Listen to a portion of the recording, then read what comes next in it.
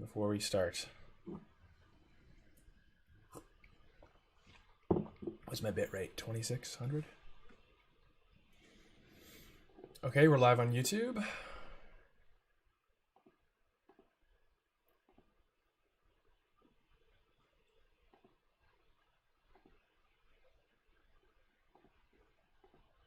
And we're live on Twitch. Wow, cool. Okay, so this is exciting. This is one of my first ever streams, so bear with me. Who am I? My name is Mike Staub. Hi, everyone. I'm a developer, and I had this idea to start live streaming my development for my side project Peapods. And before I get started, I want to give a shout out to Suze Hinton for writing this awesome blog post describing her entire Twitch setup, which was immensely helpful, and it inspired me to do this myself. I figured, why not? This would be a fun way to develop. So before we get started, a bit of context on like who I am. I'm a principal software engineer for this company called Bright Machines. So what we're doing, this is my full-time job, or my day job rather. I work here, and we are trying to disrupt the manufacturing space. Our slogan is software-defined manufacturing. And yeah, you can learn more about us on our website. And yeah, it's really exciting. But on the weekends, on nights and weekends, I like to work on this project. I've been working on this for about a year. It's basically another social network, but it's based around events. And it has this novel concept of what I'm calling the pod, not to be confused with a podcast, but a pod is basically a unit of social accountability. And we'll get into that in detail in the stream, because we're actually going to implement a feature related to pods in the stream, hopefully. But before we get started, I encourage you to sign up here so you can be notified when the beta is ready. So I was planning on launching the beta in May, but with the current situation, that's definitely not going to happen because people aren't going out and attending events. So I'm trying to pivot into virtual events. So that's what we're going to be focusing on this weekend, is implementing a feature that allows people to schedule virtual hangouts in a very easy and low effort way. So let me close these tabs. And also I encourage you to follow me on Twitter just because, why not? I post some interesting things, I like to think. So let's also get some more context about what the heck Peapods is. So it's basically a mashup between, here's a Figma file, a mashup between Twitter and Meetup and Instagram is the way I would like to think about it. It's very similar to Twitter actually in terms of the data model. The UX is pretty similar to Instagram, where you have basically a notification feed of all the pods that your friends are attending. But again, this novel concept, or what I call the innovative concept, is this idea of a pod. So unlike Meetup, where you just RSVP if you're going or you're interested, on Peapods, you actually form pods. So there can be, and we'll get into that as you actually see me developing on the app. But that's the first thing people always ask me is like, how is this different than Facebook or Meetup or any other event network? And we'll get into it in detail, but just to give you a very brief overview of the Figma file here. And we can just jump into some code real quick. But before we do that, I want to just give you an idea about how I work on this project, because maybe other developers would find this interesting. So basically, I do what I call like PR-driven development. So I have my notebook here, and I have like ideas of things I think should be added to the app, and I write them down as the pull request titles. Basically, this is the name of the pull request I intend to submit, and I try to also put the commit messages. So before I write any code, I try to really understand like what am I trying to achieve? Like what am I trying to ship? What value am I trying to add? And this is not always exactly what I put into the PR, but it gets me a really good starting point. So just to give you a brief overview of where we're at, we're going to do this weekend. So we're going to do this event time range option. Then I have to merge these outstanding pull requests. I'm going to integrate some, back-end stuff, pay some back-end and front-end tech debt that I found when we were doing our user testing sessions, just UI bugs and things like that. I have to improve some of the UX based on the feedback that I got in the alpha. And then what else? We got to go through the Facebook reviews. We can do login with Facebook. implement the invite feature, integrate Gmass and SendGrid. I think we're currently using Mailgun. And then we want to implement the suggested event templates, do another security audit pass, do some rigorous self-testing of the app, and then yeah, get the alpha users back in there and do some more user testing sessions. And then while we're doing this, while the alpha users, which includes you, if you're watching this by the way, start testing the app in its current state, I'll finish implementing this announcement component, fix some backend tooling, the invite page, finish implementing the push notifications, user reputation, the group admin features, maybe a stories feature. This is a question. Probably punt on that for now. Add a nice little special thanks page to everyone that gave me ideas on the app, and then boom, we're in public beta. And while we're in public beta, and anyone can sign up and use the app, we will be migrating from Flow to TypeScript. That's minor.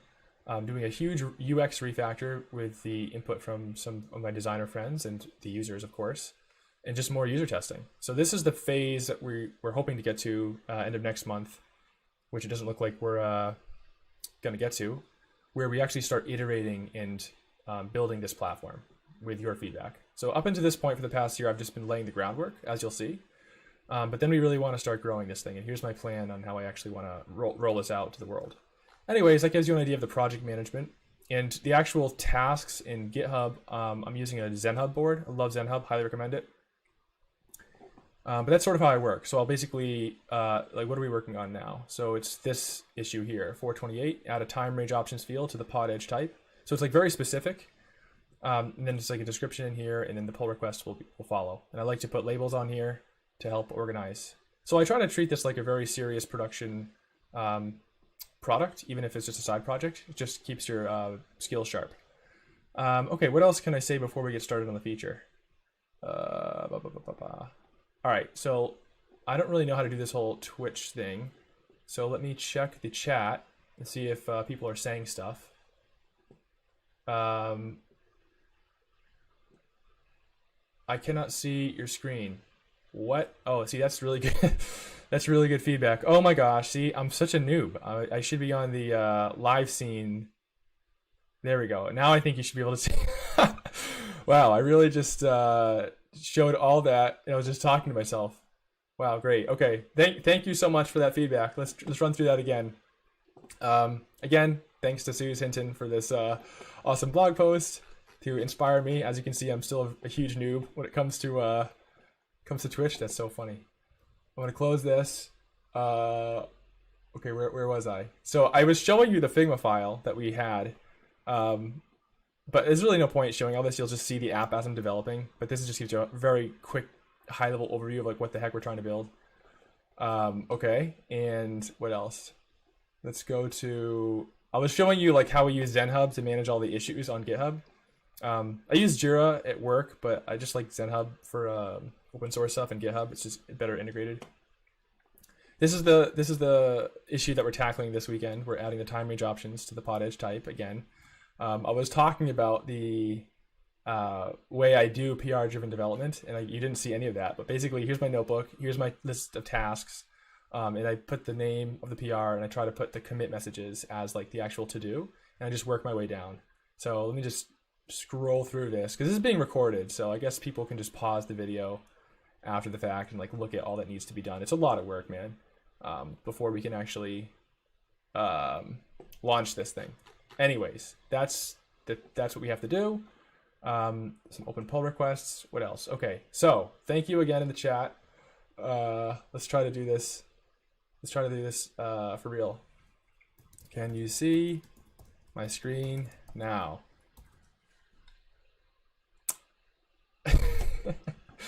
Hey, go easy on me. This is my first stream. I'm a noob, but we'll see how it goes. Anyways, that's enough rambling and introduction. Let's actually start writing some code, because that's what we're here to do. The feature is very similar to Doodle.com. So I've used this for years. I love it. Doodle's awesome. Basically, it allows you to invite people to an event, and you give them a list of options that they can choose from, and then everyone just selects which dates they're available, and then the person who organized the event just chooses usually which date most people are available. So we want to add this same feature to our our pods, our event page. And so let's go ahead and do that.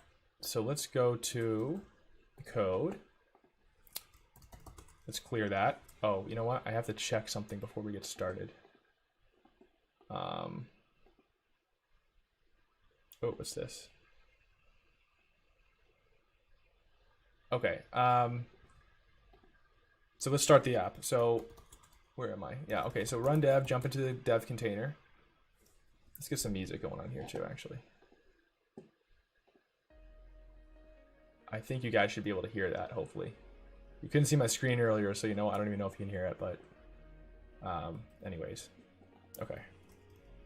So we're gonna jump in the back end. And we're gonna start the back end. We're using serverless offline, we're using the serverless framework. Highly recommend, it's awesome. We're gonna start the front end. Just using a create React app, nothing fancy there. With the Material UI component library. So that's gonna start it up on localhost 3000. Okay, while we're waiting for that, the backend looks like it's running. Very good. Let's do a brief overview. Wait, can you show what you have so far? And yes, you can see. Great, okay. Yeah, I can do a quick overview of what we have implemented so far, just to set the context. It might make it easier to follow along. So let's wait for the front end to start. There it goes. I might be logged in. I might have to log out. Whoa, everything's loading. There's a bit of a cold start even locally, so let's wait for that handler to get going. There it goes. Boom. So this is the homepage where you see the trending, what do you call it? The trending events, recommended events, people to follow, everything you saw in, what do you call it? In Figma. So then you come to the Discover page, and we don't actually have any events, I think, in this location. Let's create one just to give you an idea what that currently looks like. So let's call it Twitch event. I cannot type on this freaking MacBook keyboard, by the way. I'm getting a new keyboard in the mail. But so you give the title, you search for an image, gaming. So we can do a Google search, pull from Facebook, Instagram, or your local computer. So we upload it. We don't need to crop it because it's probably fine as is. It should have a loading spinner there. We'll do gaming, community, sure. So these are the categories. We're gonna have a new category coming in here soon for like virtual hangouts. Description, let's game. Yeah, okay. And location, actually let's do San Francisco. There's a z-index issue I have to fix on this thing too anyways. Start time and end time is optional. This is what we're gonna add this weekend, which is like a way to input an array of time options, like on Doodle. Hashtags, let's just do gaming. It's for other people to find it in the search. I'll show you that in a minute. It can be a private event or a virtual event. This is a virtual event after all. Ticket price, $100. Oh my god, what just happened? See, that's a bug. There's a bunch of bugs I showed you earlier. But, all right, let's leave it as it's free. Okay, you got lucky. There's a bug. It's free. Status, I'm attending. And who is it? It's public or just show it to my followers. Oh, that's a bug too. Or I can do custom audience. Let's leave it just to my followers. Dating option, this is interesting. Right, it can be anything, or it can be like, is this explicitly a date event where you're only looking for dates, or it's strictly platonic. So everyone always asks me like, oh, how are you going to stop this from devolving into like another dating app? And the answer is you can't. People are people. So just give them the tools they need to, you know, do what they want to do. Anyways, the pod size, you know, because it's virtual, there really shouldn't even be a size, but I'll just say 4. What am I missing here? I'm missing something. So we have the location, hashtags. Oh, ticket price. Let's do 1. Okay, so we're gonna create the event. I have unsaved changes. That's a bug. There's many. You're gonna see many UI bugs as we go through this. Don't worry, I'm gonna fix them. Let's see. Did it actually create the event? What happened? Oh, you know what? I don't think it. When you create event, it searches. Yeah, it doesn't. Okay. So, anyways, there's the size limit or whatever, or delete it. Yeah, we don't need to do anything here. You can share it to email, Facebook, Messenger, Twitter, LinkedIn, or just copy the link to the event. And then you can see the pods here. You can see some information about the event, and connections is coming soon. This is a way to see. Well, we'll get into that later. What else do I want to show about this? We're basically, you can add it to your calendar. You know what? I should open up DevTools. You can share it. What else? So this is the what do you call it? Like the discover page where you actually search for peas and pods. I'm sorry, yeah, peas and pods. So pods are the people attending these events, and the peas are users. So yeah, you can search. Here's all the filters for searching for pods, like location, the radius, the distance, time ranges. So if you only want to see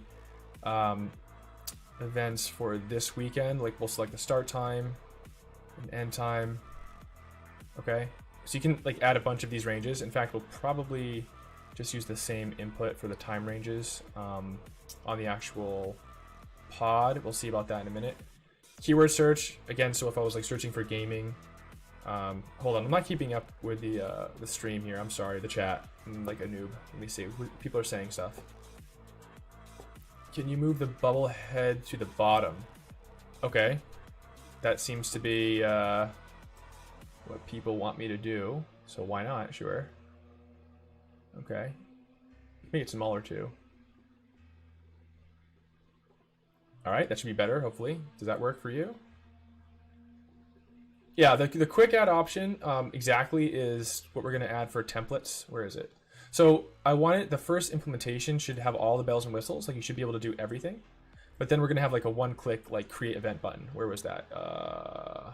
It was down here for, yeah, event templates. So there's a bunch of people already trying to do this. There's like coronaconcerts.live, Quarantine Together, Venmo, like there's all these sites cropping up to try to solve this problem, which is awesome. So we're just kind of doing it at the meta level, if you will. But yeah, there's going to be one click, just create the event. But I'm just showing you all the options available at this time. So you can search by time range, keyword, and you can sort by what's popular, sort by who you're following, the price, newest, upcoming, and the distance. And I'm going to change this UX. It's not very intuitive, but basically you can say like price, ascending or descending. You can sort by dating option. Again, that's where that comes into play. So you can basically just use this as a dating app if you select only dating. The pod range allows you to select like large and small events. Like you only want to see events that have like, what is it, 10 to 50 people attending, which is that was a feature a lot of people requested. Yeah, pods, interested, attending, and price range. Anyways, those are all the filters for searching for events. When you're searching for Ps, which are users, it's basically the same thing. So location, radius, sort by distance, newest, and keywords. There's more here I haven't exposed yet, but anyways, that gives you an idea. So that's the discover page. All right. What else should I show? Well, we have basically messaging, which is nothing fancy. It's exactly what you'd expect from the standard messaging app like WhatsApp or whatever. Whenever you create a event, you automatically create, or I'm sorry, whenever you join a pod or create a pod, it automatically creates a thread for that, which is pretty cool. You can view the people in the thread, etc. And then we have groups, which I can get into now. I didn't really want this to be a full-blown demo of the current state of the app, but why not? People are asking for it. Oh, thank you. Let me see. This is like the onboarding component where it's trying to help you use the app. I need to refactor this. This could be much better in terms of UX, but it shows you how to like create a pod, update your profile, create a group, etc. This is like what the app can do in the MVP and like how to use it. Notifications is just like Twitter, right? Or Facebook. It's just as stuff happens in the app, you get notified. Yeah, so you can create events. I showed you that. Create groups and messages. Messages is exactly what you'd expect. Groups is interesting because you can have like a personal, exclusive, and public group. So personal, no one can see but you. It's basically like a list or like a friend list. Exclusive is invite only, and public is like anyone can join. So you just give it a name, cover, description, invite some people, tag it. That's it. Very simple. Let me show you the profile. Again, I'm trying to keep this like super lightweight and simple because I feel like so many apps now are very cluttered, and it's like they have features that no one really wants or needs. Anyways, I gotta refactor this. This is pretty ugly, but this gives you an idea. It's very similar to Twitter, the profile page. So when you land on someone's profile, you can see all the pods that they're hosting, that they're a member of, some information about them, and you'll see when you actually like follow a user, you can't just follow a user. When you follow them, you have to add them to a group, a personal group. We'll get into that in like an actual app demo in the future. I think I'm wasting a lot of time right now. What's next? So you can edit your profile. You can enable push notifications and emails, contact support, which is basically sending me an email. Editing your profile. You can change your cover picture. So I connect to Facebook. Let's add me and my bro after we just ran the marathon. Under tags, email, phone, and if your account is private. So by default, it's like Instagram where accounts are private. People have to request to follow you, but you can make it public like Twitter if you want. It's up to you. What else can I show? Settings page is not really that interesting. It's just some about FAQs. Oh yeah, because this is being recorded, I'll just go through these. You can feel free to pause the video and just read these. I'm not going to read them now because we're live. But these are some questions I keep getting when I show users the app. Privacy policy, terms of use. Anyways, let's get into coding. This is and we have like search, right? Like if I type in Twitch, yeah, see my Twitch event. Shows you the hashtags. Global search, nothing fancy. Okay, let's get into coding. I'm done showing. Any more questions before we get into it? Oh, people love the micro interactions. Yeah, thanks.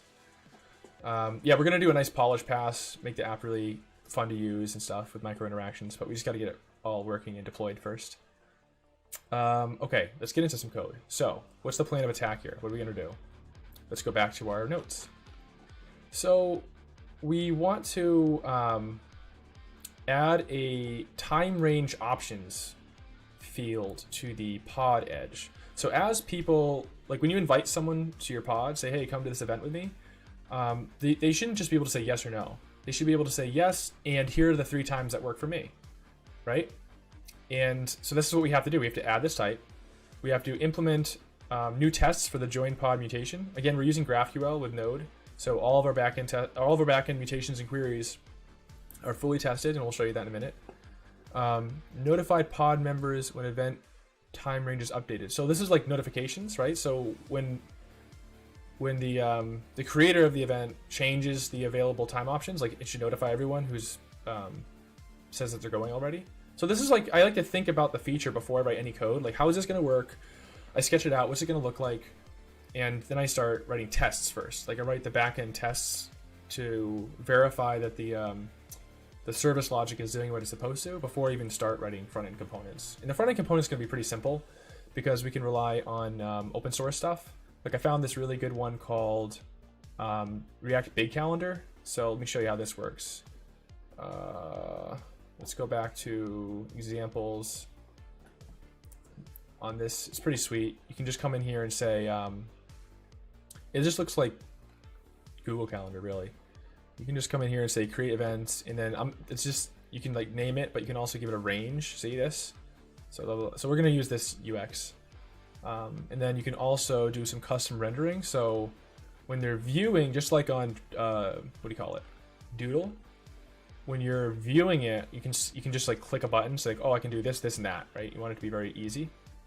So the creator of the event has to go through and like set up all these availabilities, and then everyone else just basically clicks a checkbox on the ones that they're available in.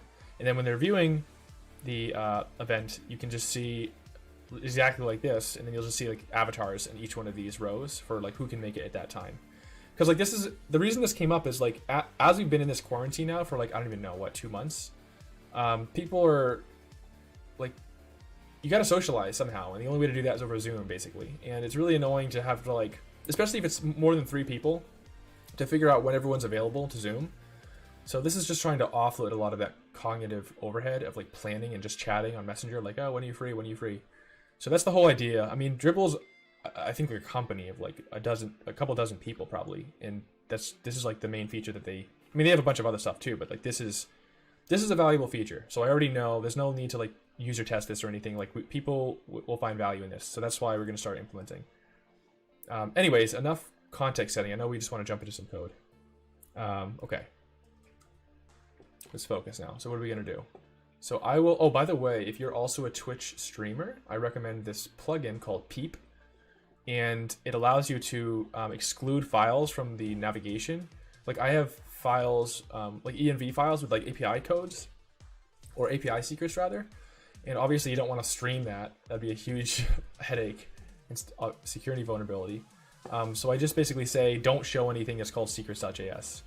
and you can just toggle this on and off as you're working. You know, like if I needed to update an API key, I would just come in, like turn off my stream, turn this to false, edit the file, turn it back to true. Like it prevents you from like just accidentally, when you're in the flow, clicking an env file and just like, oh crap, now I have to like delete this video. Anyways, that's a tip. I figure I'd start sharing some tips as I come across them. I don't know how other people are doing it. That's just how I figured out how to do it. Okay, so what are we gonna do? Again, going back to our game plan, we need to add a time range option to the pod edge. So we're using like relay style pagination, and so we have these edges. Where is it? Okay, so join pod. So join pod is a mutation, right? The join pod input, where is it? Takes a ID. So it just takes, like, say I'm joining this pod, right? That's not enough anymore. We have to give it time. We have to join a pod with time ranges. So time range options. Oh my gosh, this keyboard's gonna kill me. So luckily I already have a time range. I already have a time range type based on the like you saw earlier in the front end, the filters. So I'm just gonna reuse that. Yeah, so now when a user joins a pod, they can optionally specify an array of time ranges, which is good. Okay, but what are we gonna do with that? So in the actual, so the way I organize the backend is pretty cool, by the way. I mean, you're gonna figure this out as we code, but I have this like backend. It's a monorepo, so I have this GraphQL package. It has a schema, and it has, for all the different entities, I have a folder which has the types, queries, and mutations defined. This is the source of truth. Like if I wanted to re-implement this entire backend in like Go or Scala or something, I would just need to copy these .GraphQL files, and everything else is just implementation detail. So for the pod, for example, what is it? It's this, right?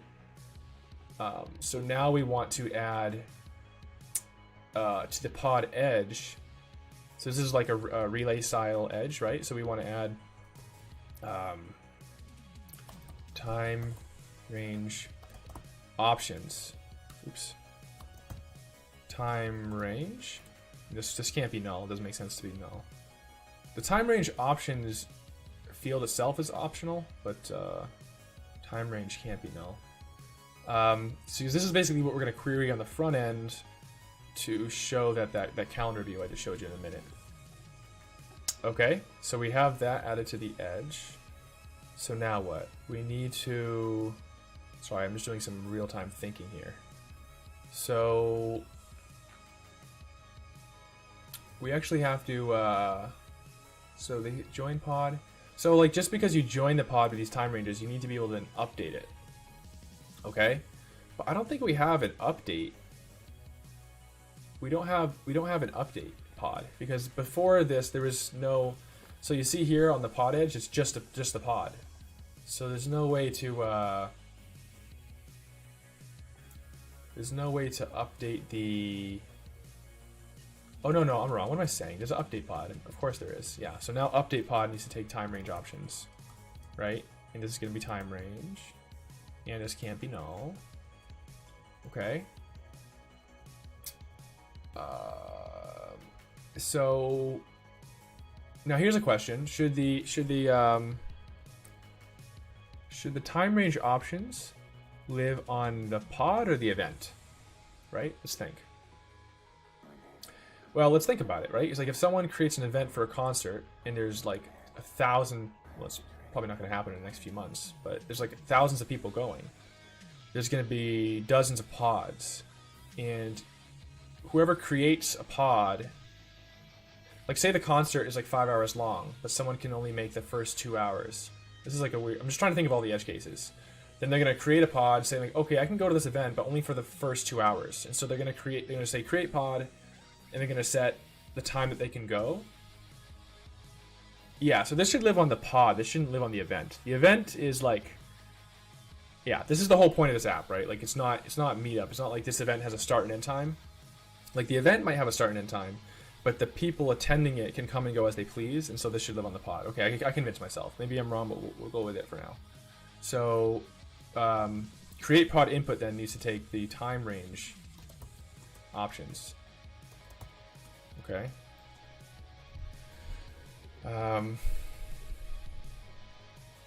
Yeah. Okay, update.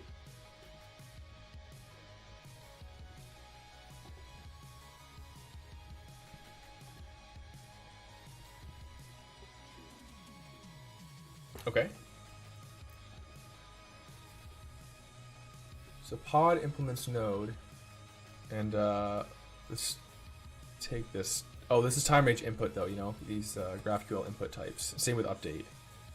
If you guys are not familiar with GraphQL, you have to specify your input and your basically your read and your write types are not the same. That's one way of saying it. Okay, so we're gonna have this here.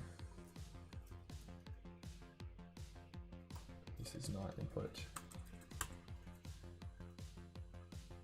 Okay.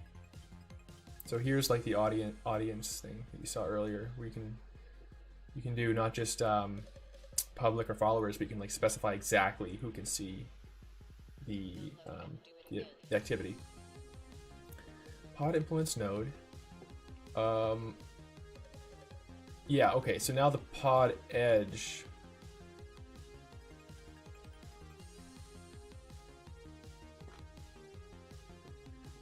So basically whoever creates the pod sets like, these are the times that we can go. And then if you want to join that pod, you can then pick a subset of those time ranges. So that's something we're gonna have to test for in the, that's something we're gonna have to test for. Okay, let's take a step back. And let's see what we changed.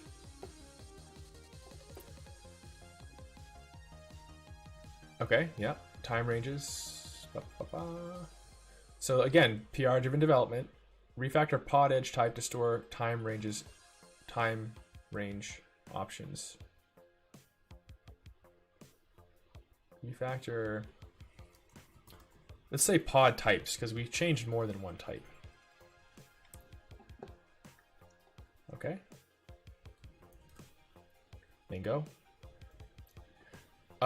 Actually, before we even commit this, let's change the tests, right? So what do we want to test? So now that we want to test, let's go back into tests, GraphQL pod, and we're going to test join pod. Okay, so here's how the tests work. We're using Jest, which is pretty awesome.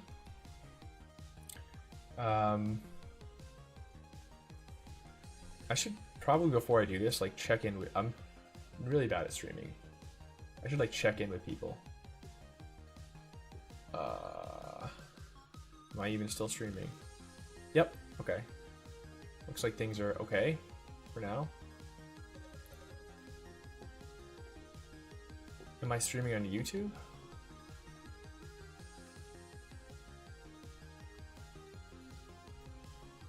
Yes, I am. Very good. Okay. Things seem to be working. Wow, the internet's amazing, honestly. Okay, so what are we gonna do now? We gotta write a test. So we changed some code, right? So we need to test. First of all, let's change our, oops, oh crap, what am I doing? Let's change our Jest configuration to only run the tests we care about, because there's like a bajillion backend tests. So we're just testing join pod right now. Okay. I want to make sure that a user, let's do this. I like to do this. I put the test on the right, join pod implementation on the left. Okay. So what are we trying to test here? Let's write the test. Should fail with invalid input. Should work with valid input.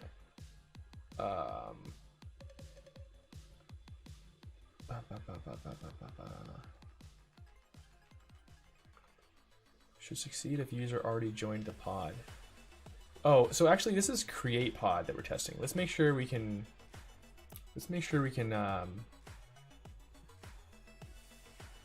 yeah, let's not do join pod yet. This is actually pretty complicated, this logic. So let's do create pod. We'll do create, update, and then join. We'll do it in that order. So create pod.test. Okay. We'll close this one. And then we'll do create create pod implementation. I actually shouldn't need to change anything in here the way I implemented it, but let's just see if that's true. Oh, I have to change my jest. So now you get to see like how the sausage is made.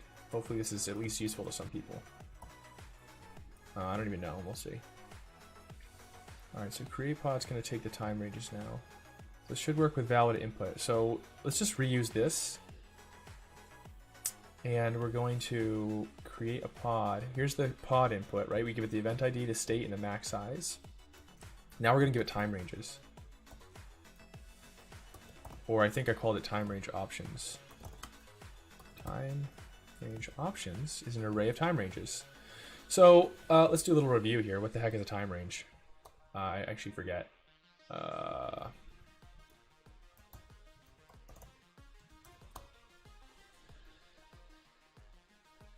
Where did I define that?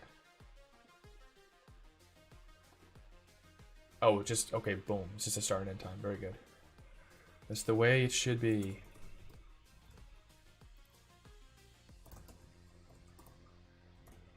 How should I do this? Why is it not auto-completing? Oh my god, this keyboard's gonna destroy. I'm gonna get carpal tunnel just from these, like, next 3 days. My keyboard should be here in about 3 days. I use the Kinesis Freestyle, which I highly recommend. Alright, so we actually need probably 2.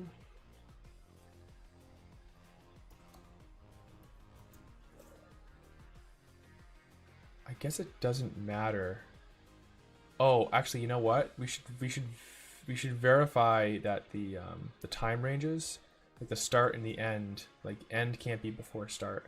But I think we're already testing for that.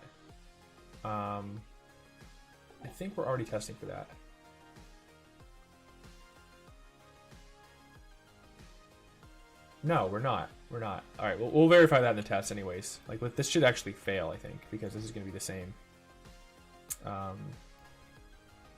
Let's see. Let's comment out all these other tests. Oh my god, how many tests did I write for this? Jesus. Let's comment out these. Let's just do one for now, otherwise it's going to take too long. You always want to, like, minimize your iteration cycles. Okay, so let's do this. Click kill that server. Test. Oh, great, you're back.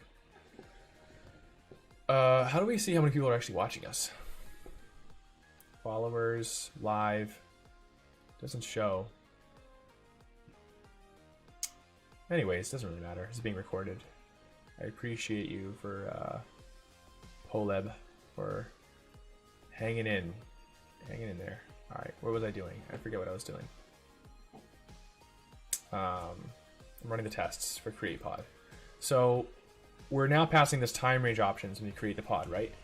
But we have to verify the time range, that custom type. Like, we don't want to do the validation in the actual resolver. Like, if you look at create pod, like this, you always want to think dry, right? Like, time range is a custom type. So if we were to, like, actually validate the start and end times in here, then, like, whoever else used time range would have to do that. So actually what you want to do is use a custom type. So we have this schema scalar folder, right? And I have these types in here. So I have email, date, time, phone number. Wait, no, these are scalars. I'm sorry. We want to create custom validation logic for the time range type. I forget how to do that, actually. It's been a while. Anyways, let me see if the test is failing. Yeah, okay. Oh, doy. I should have said time range input. Okay, see, this is why I didn't commit. Let's go back to our changes. Time range input. Yeah. Oh no, where was it? It was in types. Was it in types?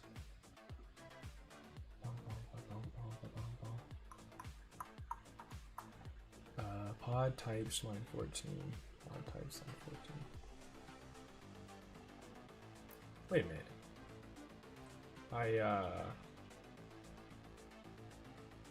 No, this is right. Time range input is in the mutations. What was the error again? Did you mean time range input?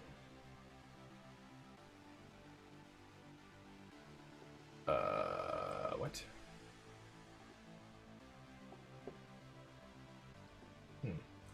It doesn't like my,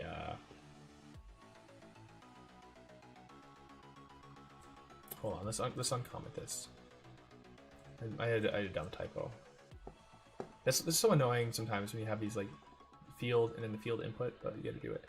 Time range options, time range input. Like basically anytime you have an input, you have to give it the input type. Audience input. Here. Oh my gosh. See, I want to have an ESLint plugin that like catches this stuff for you. I think maybe Apollo, those guys already wrote something like that. I don't know. I haven't looked into it yet. But this is the kind of stuff that should be easily detectable by ESLint. Okay. See, you see my strategy now. I don't commit stuff until I actually test it. Okay. So actually, I think this is just gonna work. This test should pass, because we're not actually validating in the time range type the start and end times. We should be, but I don't think we are.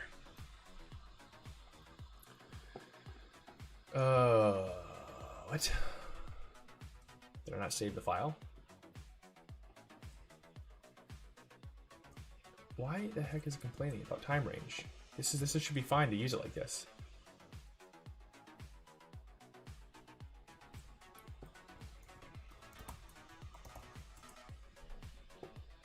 Oh, no it's not. I never defined time range.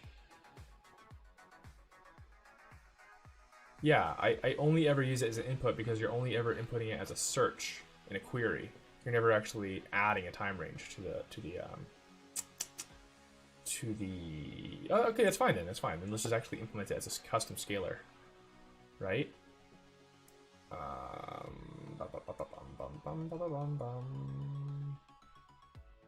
What is the blue shade console? Blue shade. This thing? This is source tree. I highly recommend it if you don't use it. I mean, there's Git, Kraken, there's a bunch of these things, but this is what you want to use. What was I doing? Okay, we need to create a custom time range type. So how are we going to do that? Well, we have these scalars, right? Time range. I cannot type. This is really crazy. So the time range type. So you can. This is what's beautiful about GraphQL. I love GraphQL. You can do stuff like this. So you say this is a phone number, right? And you can parse it and like validate it in one place. It's beautiful. It's a beautiful thing. So we're actually going to do that, right? We're going to do that, right? Same thing with phone number. We're going to say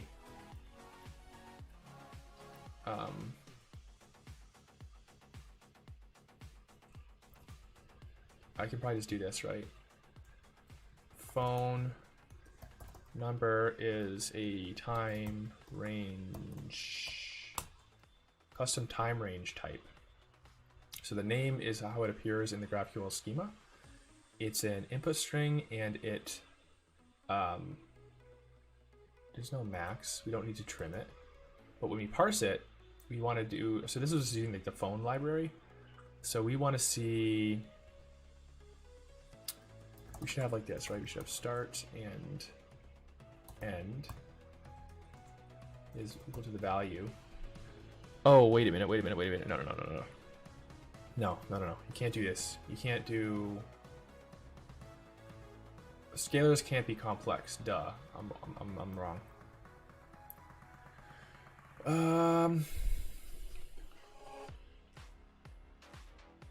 Yeah, basically these have to be strings. Let's rethink this. Well, before I implement this custom thing, you can usually find something on GitHub, right? npm GraphQL custom time range type. Never reinvent the wheel. Like GraphQL tools types, like see this is where you're gonna find the good stuff. Like this probably date time. Oh no, okay, so this is just a date time. You know, I don't think people are gonna have range types actually. Custom scalars. Well,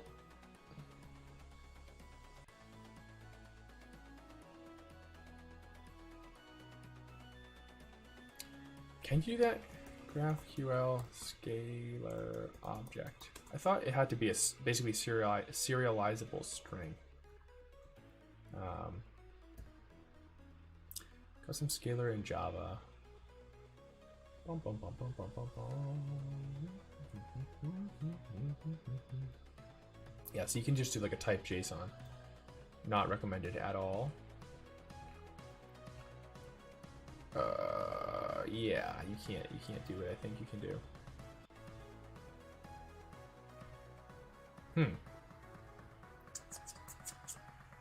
Interesting. Yeah. Well, actually,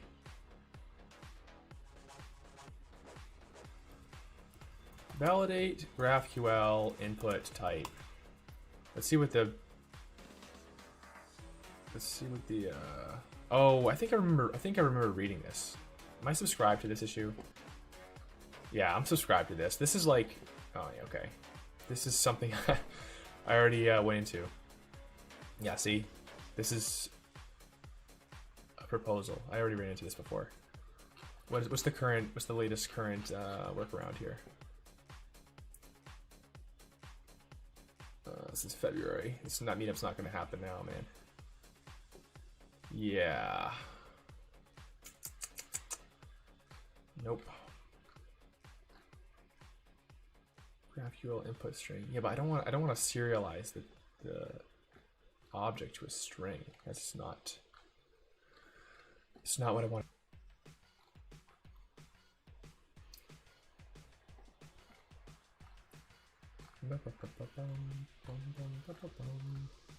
This is the fun part. Okay. Yeah, so I guess I could do it this way, the way I'm doing it, but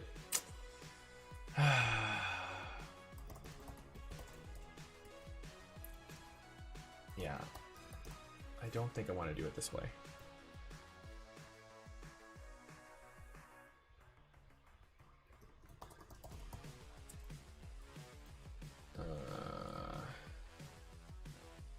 Custom time range type.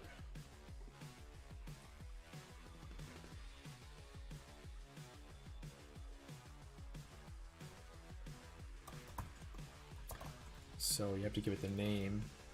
Why am I doing this? Why am I renaming it like that? That's kind of dumb.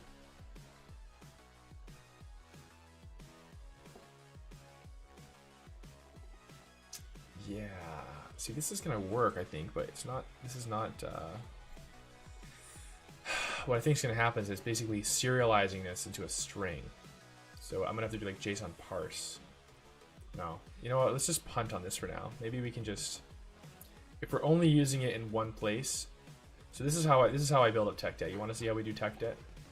Let's go back to that GitHub issue. Did I close it?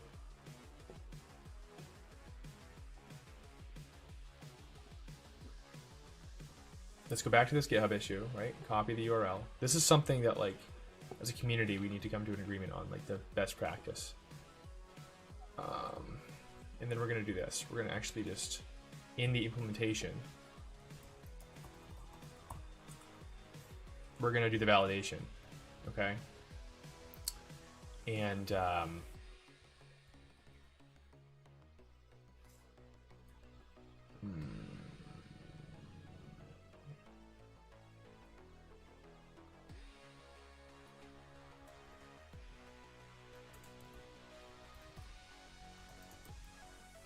no, not audience input, just input.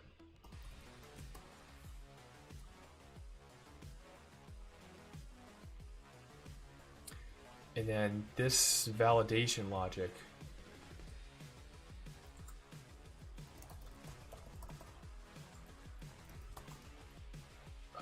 takes in the create pod input and returns nothing. Okay. So this is TechDet right here. We go to do perform this validation in the at the schema level. I can already feel my fingers just cramping up in this freaking MacBook keyboard. Okay, so what do you want to validate? Well, actually, let's just validate the thing one thing at a time. Let's do, oh my gosh, this is embarrassing. It's not like this is being recorded or anything.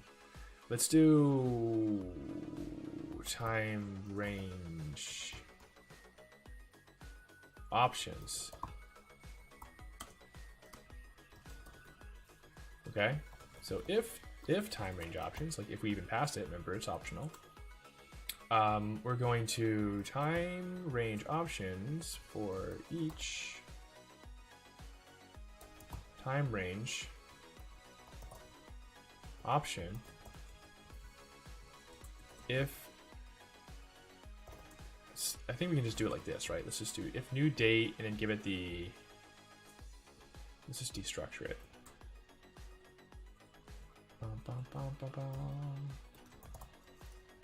So we'll give it the start. If start time is greater than or equal to end time, throw an error.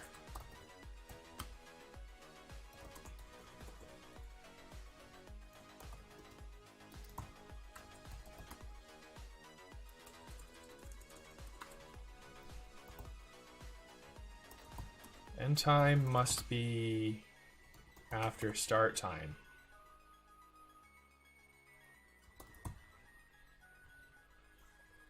Okay. Seems good to me. Create pod input is not imported, is it? So we need to import that from the GraphQL types. It's really cool that you can like auto-generate the flow types from the schema. That's pretty cool. All right, what are we doing here? Time range options. Why is this?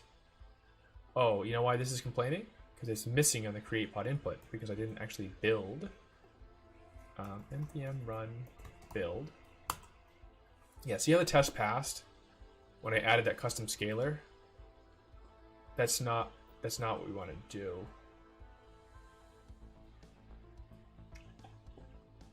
So this now it should fail actually, right? Because we're doing the validation. Validate input, args input. What did I miss? No, what am I doing? I'm running build. Create group input is assigned but never used. Oh, great. So I have to comment this out. The build fails if any ESLint stuff fails. Do we have people watching, or am I going solo here? Why can't I tell how many people are watching? Maybe because no one's watching. Oh well. That's fine. We're gonna do this work anyways. Just let this code breathe a little bit. So the build will auto-generate the. I didn't even really need to do that actually. I hate seeing these red squiggles. I don't like to let them build up too much because what I've noticed is if you just say, oh, it's probably just a typo, whatever, and you keep coding, there might be some like assumption that you're basing your code that you're writing on off. That if you just fixed it in real time as it happened, you would just save yourself time. So like I like to address these like squiggles as soon as they crop up and like try to have none of them in my code as I'm coding, versus like just rushing through and like going back and fixing all the ESLint stuff. I don't know, personal preference. You guys tell me what you think. Anyways, let's see if this makes sense. Yeah, you can compare dates like this. Oh, look at that, the squiggle went away.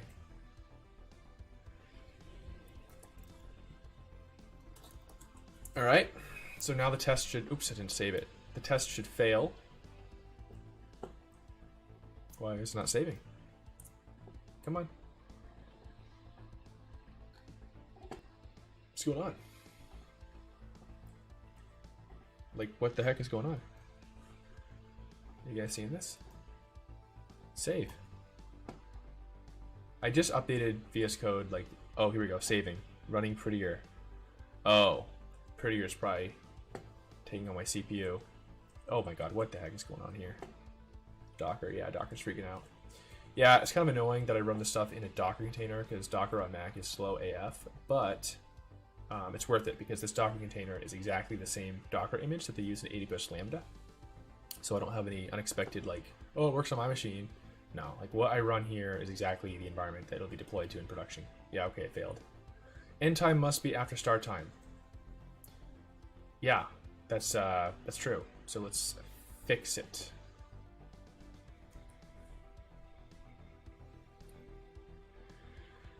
Let me think for a second. Do I actually want to test this? Do I want to test this?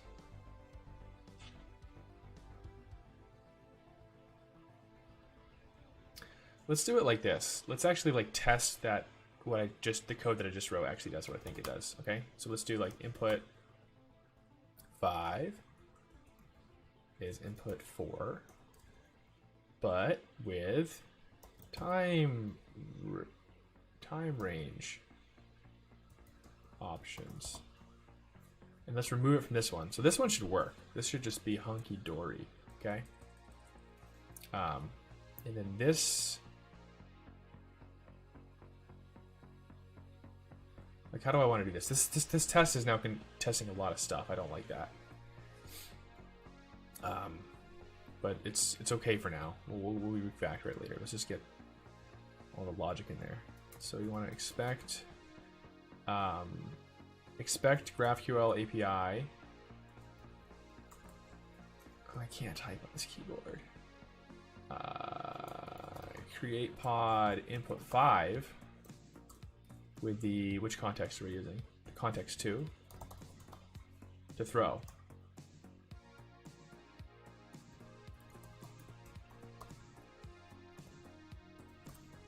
Oh my god. No, just throw, just throw. Okay, and I have to wait that. So this one should fail. Do key. And then, oh man, see, I like to have, I gotta go refactor everything now. Oh my gosh. Because this laptop keyboard is destroying me. All right, so what do I want to do next? I want to actually create another pod.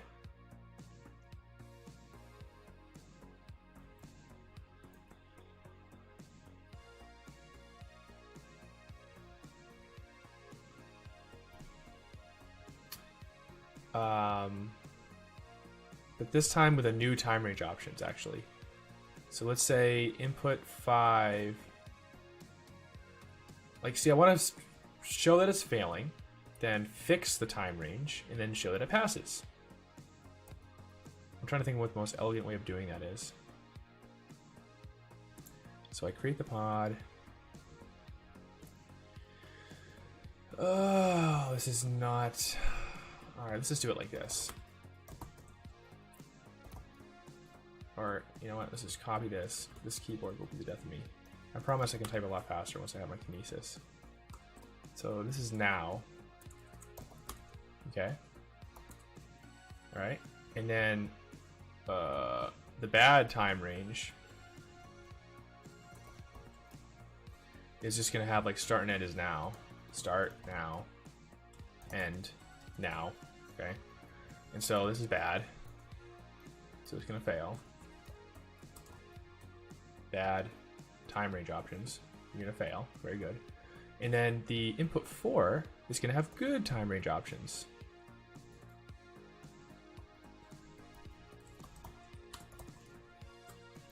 And good time range options is going to be start now and how do we want to do it? Now plus a day?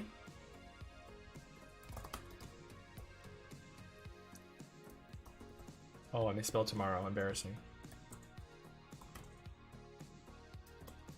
Tomorrow.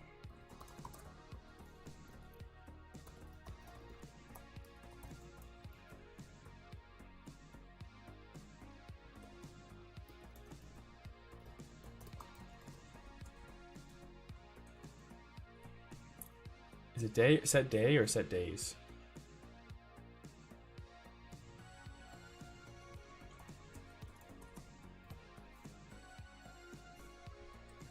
Oh, I love that prettier. It just snaps into place. Okay. That should work. This should do what I think it does. Unless it's set days instead of set day. Let me think.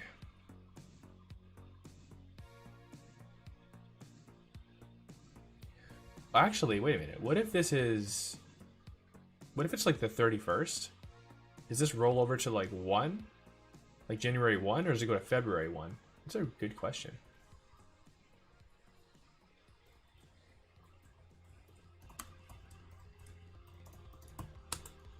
I should know this off the back of my head. Back of my hand. Look, I uploaded it. Where's the right answer though? Boom. It's add days. What a chump.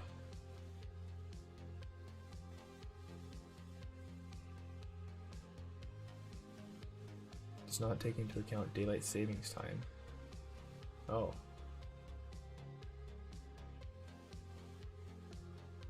Interesting. Wow. Who would have thought this would be like such a huge get date? Yeah, set date and get date.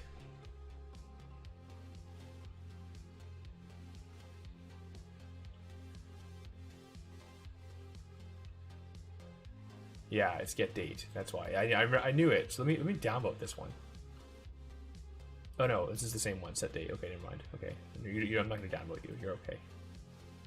Set day is not a function. Yeah, because it's set date. I don't even know JavaScript. Bro, do you even know JavaScript? Okay. Pass. Ugh, this is so annoying. All right, let's take a step back. What are we trying to do? What's even going on? Okay, so let's commit our TypeScript files. Let's commit our auto-generated. Oh, I should just get rid of that time range, huh? Wait, that's not even doing anything. That's interesting. It's literally not doing anything. Right? Time range. Why is this not, I should be seeing value printed out. That's weird. Anyways, we're not going to do this custom scalar thing. Wait a minute, why am I not seeing value printed out? Time range, custom type. Oh. Huh. It's because it's just a time range input. I'm not actually reading it. That's interesting. It's very interesting. All right, let's actually look at it then. Let's do this. Let's do create pod.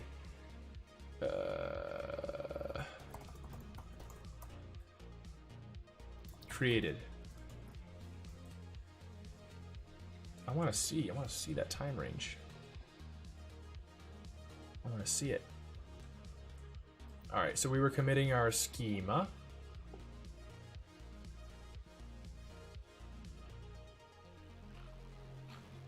Yeah, see, we auto generate the schema for Apollo server. We use the Apollo Graph Manager, which is pretty awesome. Helps you manage your and version your GraphQL schema in production. I'm gonna unstage this for now. I don't know what's going on with that. Let's see.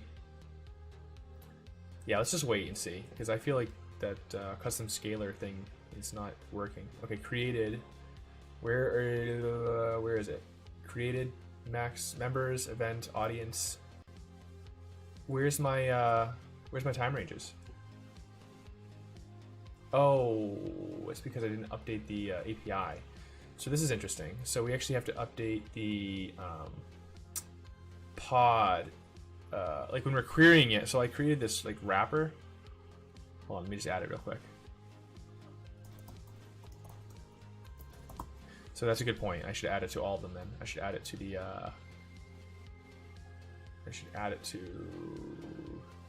event, because the event is what's connecting the pods, right? So the pod has a node, but it also has a time range options.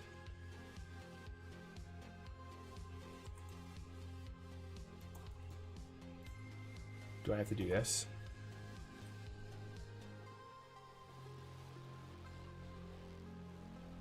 Yeah, I do.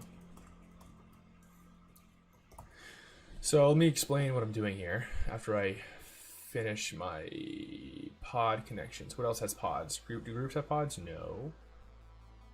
Threads. Users. Yeah, users. Created groups, created events. Oh, all event props, all pod props. That's the only thing connecting a pod is events.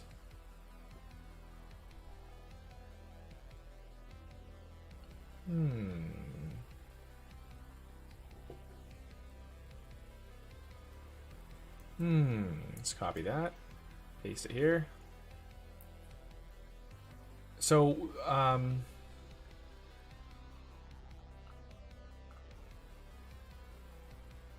yeah, on the user, where else are pods? Pods are connected to,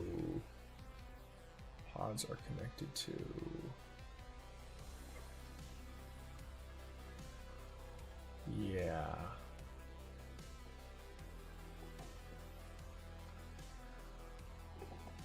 I guess that's it.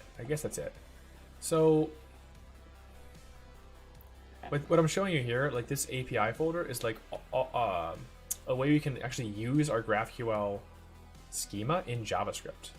And so I create these .graphql files with all of the possible types for each, and I have all the queries and mutations, right? So I have, like, for example, create hashtag. Like, this is the create hashtag. So in our tests, I can just call create hashtag and give it this input object. And this is not being the time range scalar code being called, right? So now we should see it. We should see the time range on our time range options on the pod object, because we're querying for it now in the create pod. So while that's running, let me just show you what's going on here. So if we go to backend GraphQL index, we auto-generate this, like, essentially SDK of the whole domain model of ppods, where you can just call, like, get event by ID, right? And it submits a GraphQL request with this operation name, the variables, and the context. So it's just like a JavaScript wrapper for our entire API, and this makes it really nice and easy to do integration tests, as you see here. See, GraphQL.createUser. I don't know how other people do it. I've seen other people just, like, actually do it at the HTTP layer, where they're just using, like, Express and like sending post requests to do their GraphQL mutations. But that to me seems like not as performant and extra ceremony versus just, like, calling it in JavaScript directly. I don't know. Let me know what you think. Oops. Time range options must have a selection since time range has no subfields. Oh, it shouldn't have a selection because time range is a scalar. So yeah, see, this is why it shouldn't be a scalar. This was my mistake. I was confused. I made a mistake. We all make mistakes. Let's get rid of it. Where's the yeah, this is gone. This is canceled. So is this. A time range is not a scalar. We don't want to serialize the JSON. Yeah, where is it? Get out of here. What are you doing here? Get out. Who put you there? Sorry, it's late. I was working all day. It's 9 o'clock. We're still going at it. Okay. Now we should be good. But now we actually have to define the time range type, right? Because now it's not a scalar. So where am I going to define it? Not here. Here. Why not? Should it be here? Let me think. No, let's put it here. Shit, this feels wrong. Hold on, let me think. Why is it so quiet? Now we do ASMR. This is the ASMR portion of the stream. Okay, that should work. let's get some beats. This is creepy. Chill step. Yeah. Okay. Hopefully you guys are following, if anyone's even watching, actually. I feel like no one's watching. I can't tell. It doesn't say. I thought it was supposed to say, like, how many people are watching. Maybe there's just no one watching, that's why it's not showing. Oh well. The lonely life of a developer in quarantine.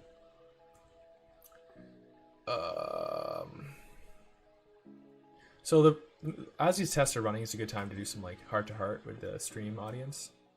Oh, look at the test pass now. Good. So this is why test TDD is so important, because like when you start working on like large production code bases where there's a lot of things going on, this isn't even complex. I shouldn't even say that. Like compared to the stuff we're doing at Bright Machines, this is a CRUD app. This is a glorified chat app. Let's be honest. But still, there's a lot of things changing and happening, and so the tests help ground your mind as you're implementing a feature, right? Like otherwise, it's hard for you to keep track of like what the heck is going on. Okay, so all right, now it's time to commit. See, I waited all this time. Time range.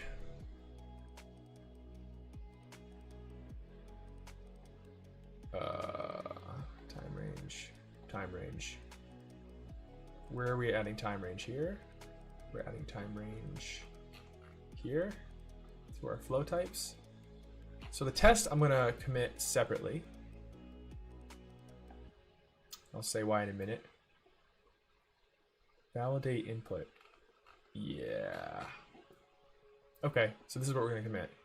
Our auto-generated stuff, our API changes, the schema changes. This is from a previous commit. I don't know why I didn't run a build. I should run a build on pre-commit hook. Our time ranges. Okay. Okay. Refactor pod types to store time range options array. Yeah, that's what we just did. Boom. Skip. We're using submodules for our storybook. Don't mind that. Let's go back. Let's like get some context. All that just to do this. Wow. We didn't even get the join pod. We just did create pod. Wow. That's all right. No judgment here. Okay, so now a pod has time ranges. Yippee-yi-yay. Let's go down here and I wonder if there's a faster way to do this than just scroll. Please let me know in the chat. That's another thing I'm hoping I'm gaining from this whole Twitch streaming thing. It's like the rubber duck method on steroids, where I get to like talk to you as I write code. We'll see. I don't know. I'm not sure if it's helping or hurting me, to be honest. I feel like I code a lot faster usually, but now I'm like having to pause. It's almost like now I'm running multi-threaded. Before it was like single thread.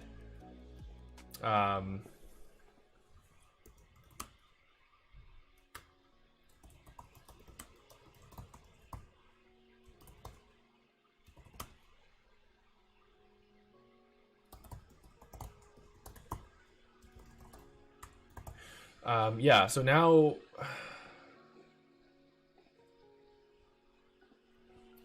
the pod now has, oh, you know what, actually, time out. Let's reset that commit. There's one more thing I wanted to test. I just thought of it as I committed. Wait, no, reset to this one. Reset soft, please, not hard. This is why I love source tree, dude. If you're not using source tree, just get on it. Oh, I'm also logging unnecessarily. Created. Where am I logging? Oh.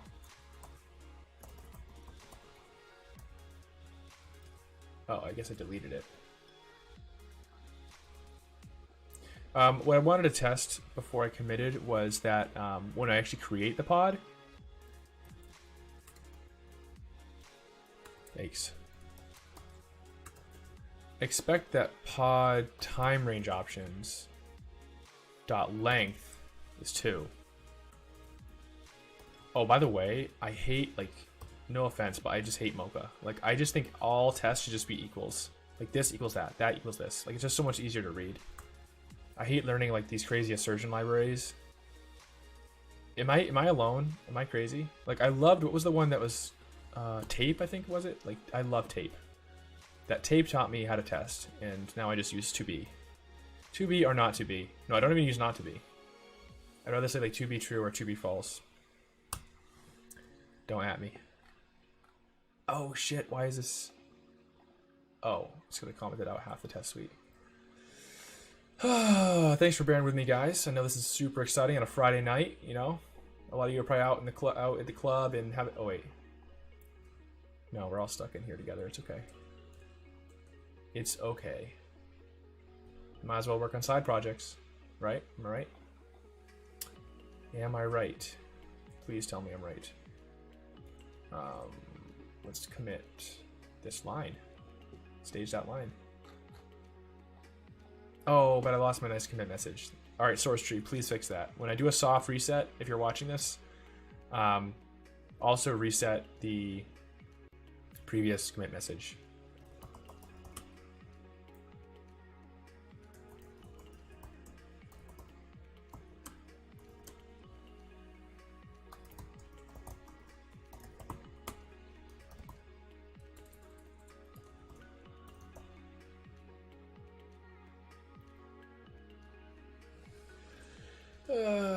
Oh no. Can't read property length of null. See, this is why we test, guys. Guys, this is seriously why we test. Why is time range options null? Why is this null? Because create pod returns pod.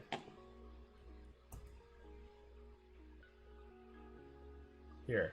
Saving it to the database. We just validated it. Look at this. This is crazy. My brain. Oh, this is not a good sign. That means I should stop coding. I literally thought I was done, and I just validated the input. I didn't even actually save it to the database. So time range options, we actually have to like persist it. Wouldn't that be useful to do? Like actually do what we're supposed to do.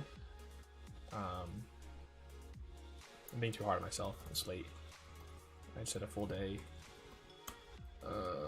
What is this? What is pod time range options? It's an array of time range. What's time range? Time range. See? Oh my god, I can feel myself getting carpal tunnel. Like I actually can feel it in my bones.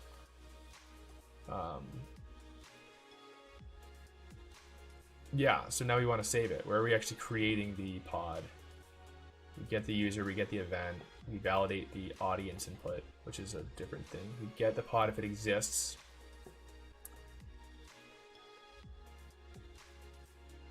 Here. Pod.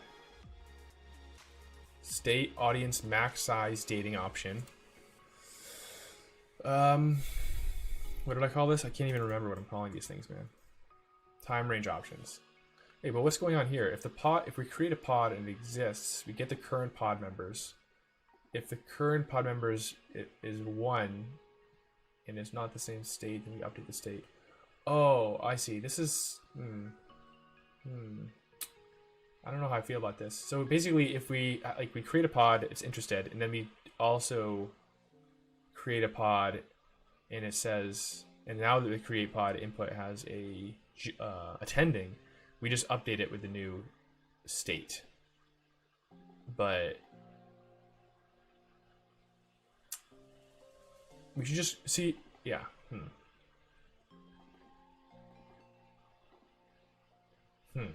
Okay, that's fine. I guess that's fine. So we basically update it if it already exists instead of throwing. That's a better user experience, I guess. So here we also have to then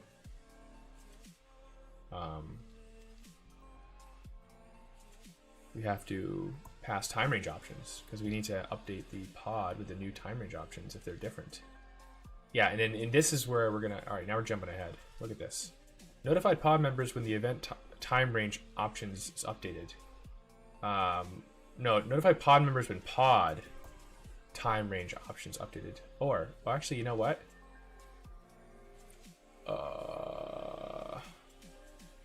Yeah, I was gonna say we also need this logic for when the event is updated, but that's another pull request. That's something different. That's like just notifying the users. That's all good. That's all good.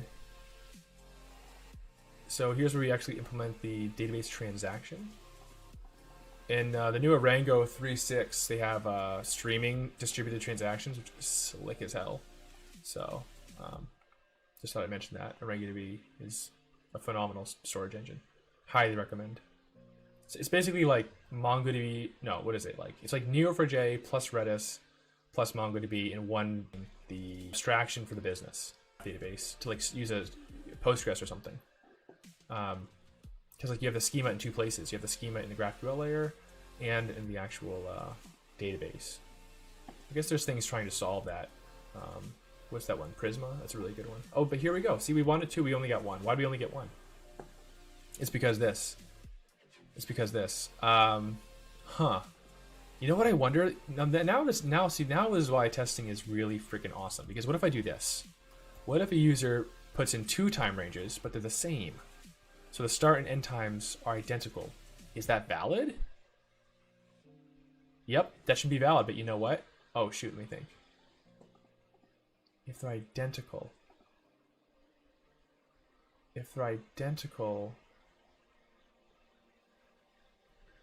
This is a question of like data integrity. Like, should we actually store these two objects on disk, even if these are exactly the same strings? Because basically now the data is not denormalized. Because on the UI, we're just gonna like loop through all these ranges and just like check or uncheck a box depending. So it's not gonna matter, right? But technically, like if it's API, you could put like 1 million time range options and they're all the same. Yeah, so we should actually check the length. Well, first of all, hold on, while I'm talking and just yabbing. Yeah, so this is gonna be 2 still, but it shouldn't be. I think this is why I would really love like people to be on the stream and bouncing ideas off of. But anyways, should this be 2 or 1? Because is it our job to denormalize the data on input and then save it to disk? Like basically this is redundant information. Like what's the harm? Let me think. Yeah, we should do that because what if on the front end in the future we want to have a feature that says like, oh, Joey invited you to an event, pick from the 8 time options, but there's really only 2. But it's just because we stored 4 duplicate time range options. We should denormalize these time ranges. See, this passed, but it shouldn't have. So now let's get clever. Let's get clever. It should be 1. I'm telling you, it should be 1. So where do we do the validation? First of all, why is time range? Oh, I didn't run a build again. See, should I do that? Is it worth it to do right now? Yeah, because build. So this is not validate, right? Oh no, it is. Okay, yeah, now I get it. Now I get it. Okay, here I go. So it's validate and sanitize.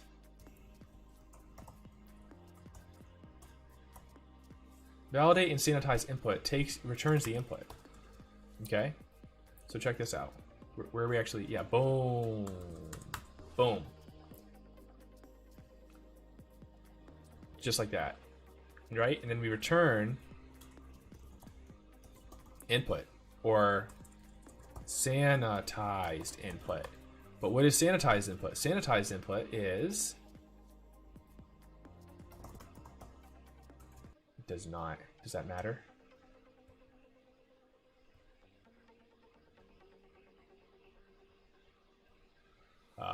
It does actually. It does matter.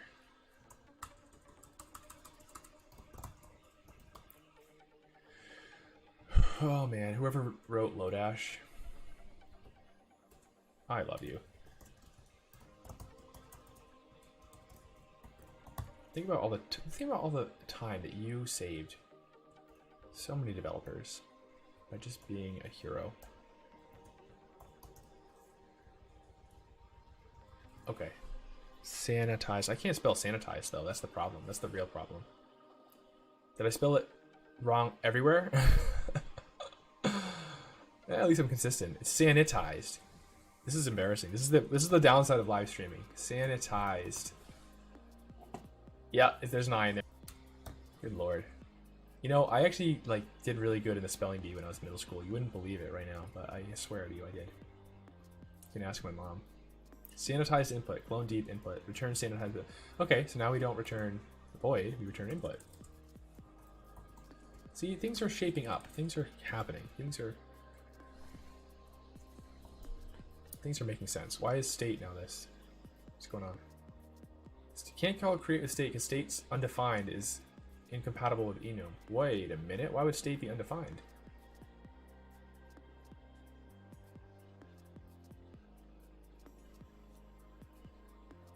Yeah, that's interesting. That's actually a valid error. Why wasn't it showing up before? State can't be undefined. Why does it think state can be undefined? Create. Oh. Create pod. Oh, shit. Shit. I see now. So, just so you understand what has happened. When you're actually creating the... Yeah, I see what I did. I wish there was like a GraphQL expert who could tell me if this is... A GraphQL expert could let me know if I'm doing... If this is smart for me to do. Let me run the build while I explain what I just did. So, I actually like to have the default values in the schema. So when you say like create pod mutation, right? Because again, these should be the source of truth. It shouldn't be in the implementation. It should be here. So when you create a pod, like the max size should be, or the default max size should be 3. I don't want that set in the JavaScript. I want that set in the .graphql files. So when you do create pod input, even though state is optional, it's actually always going to be defined. So this is like basically flow type not understanding GraphQL, right? Because state will never be undefined. It thinks it will, but it won't, because look, I'm always setting it to a default value. How do you fix that? We could cast it, but there might be a better way. Flow. This is why I'm going to migrate to TypeScript. No offense, flow type people.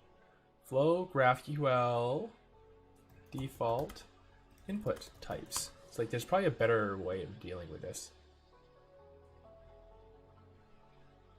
No, I guess not. No one's doing this. Yep. So that's fine. We will just wait, what happened? Huh? Everything I just said for the past 5 minutes, just ignore. I mean,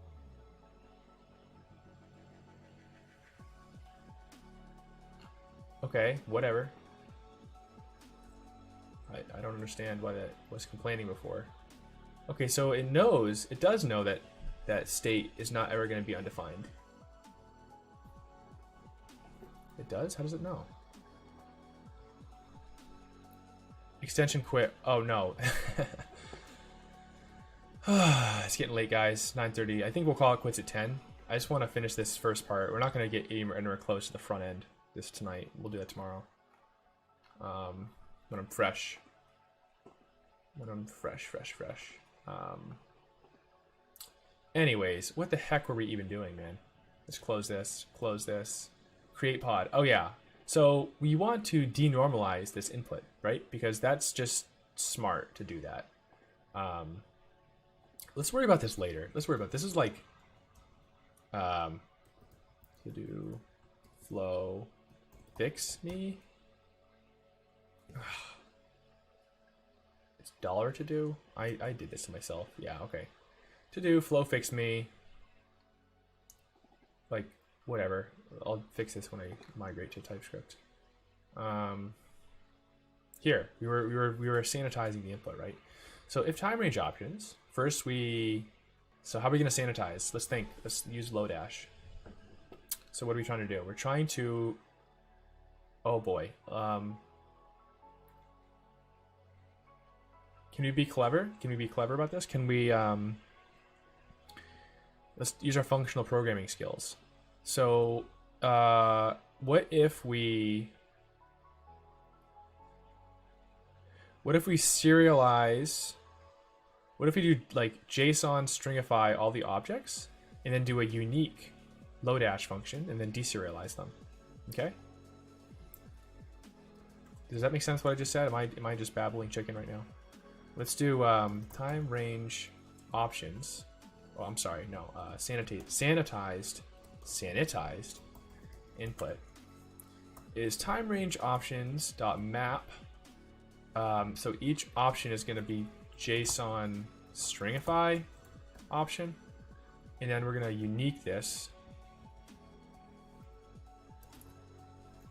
Right, this removes the duplicates, and then now for the grand finale, we're going to parse it.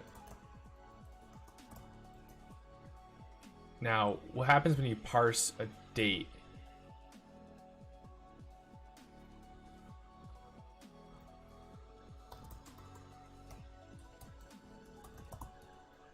See what? Wait, what's it saying? Sanitized input. Oh, yeah. Fine. I see what it's complaining about. Can I just cache this thing, man? Can I just... Oh, man, it's getting so late. My brain... You ever get to that point where your brain is just, like, trying to give up, and you're like, no.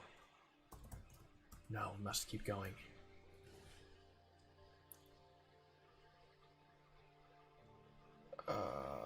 Time range... Oh my god. Good lord. Good lord.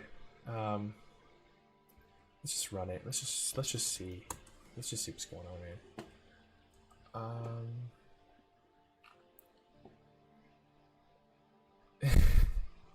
Oh, you are watching. That's cool. I got one person watching. Alright, well, you know, one person, that's an audience. I'm not crazy. I'm not just talking to myself. Okay. So, you see what we just did there? We deleted all the duplicate start and end times. Was that naive?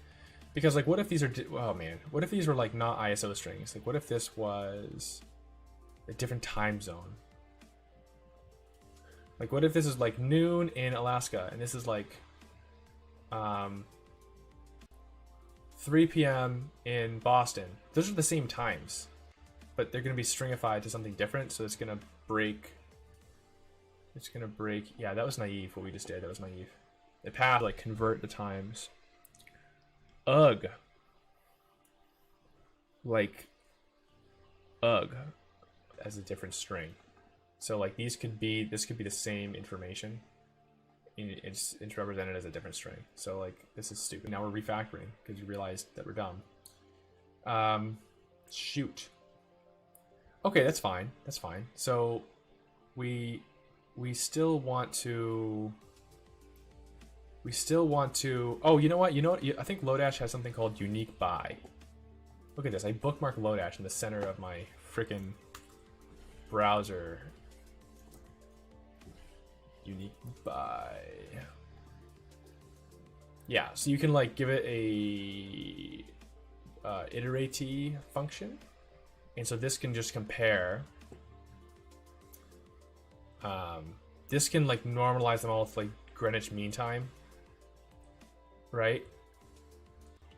So let's do that. La la la la. I wonder what everyone's up to. So we're gonna loop over our time ranges. Okay. And we're gonna take in the range. I'm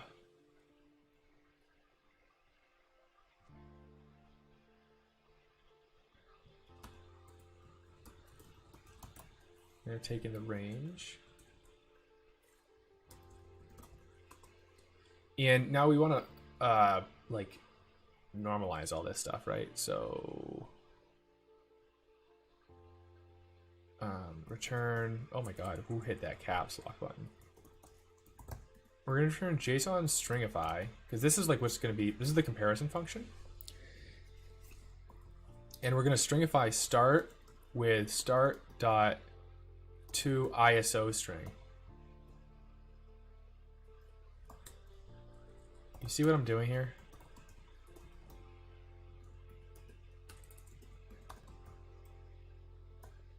Why is this not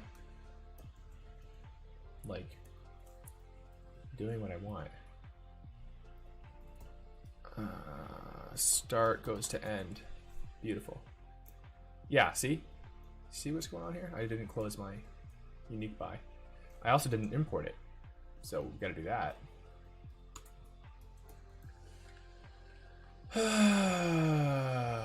Yeah, the test should still pass, but now it's like passing for real, right? Because what it's doing is saying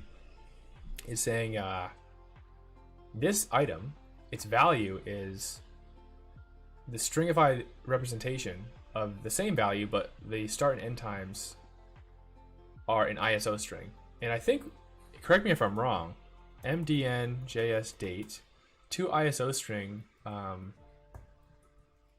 uses GMT offset, or maybe that's UTC. Yikes. To time string. Oh, it's to GMT string, isn't it? This has the time zone. Not me. You really got me. No. It's deprecated.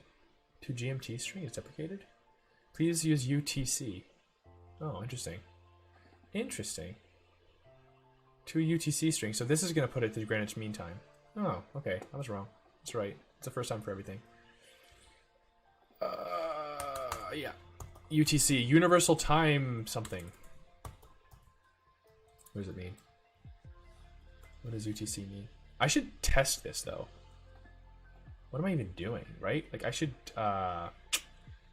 like let's do this. Let's do this. Let's do, tomorrow is gonna go to, what is tomorrow? Tomorrow date. So this is gonna be to ISO string, right? Watch this. And this is gonna be to UTC string. Like that should test it. These are different strings. One has the time zone, one doesn't. One like puts it to Greenwich Mean Time. See, you always gotta actually test what you think you're, like, forget the code. This is what matters. This says, like, is the thing you're doing actually doing what you think it's doing, and how do you prove it? That's what matters. Okay, so great. Let's make sure it still passes. I think it should still work. What do you guys think? Let's wait for that to pass. All right, what do we got here?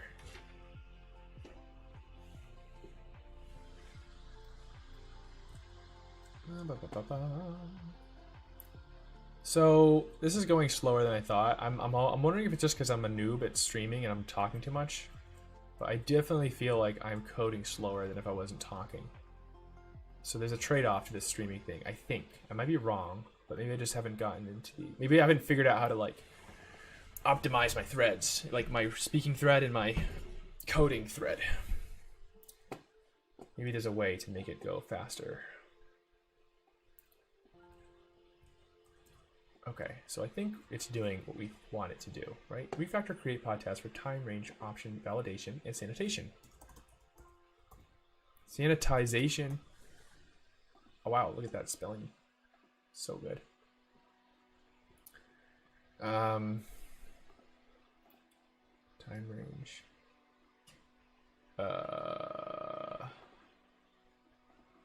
Create pod. So now what are we doing?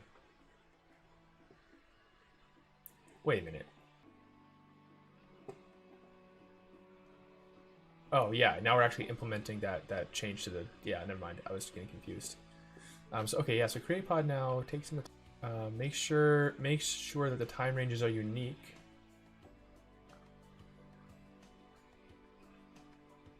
Saves them to the database.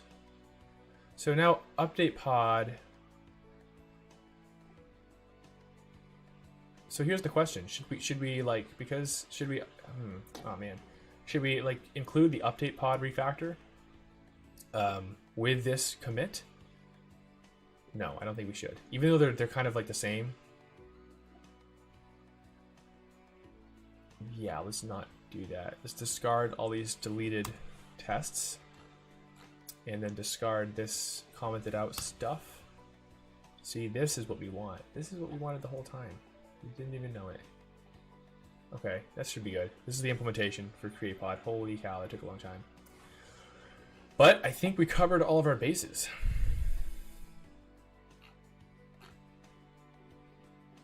Now, when you create a pod, you can add time ranges. Woohoo!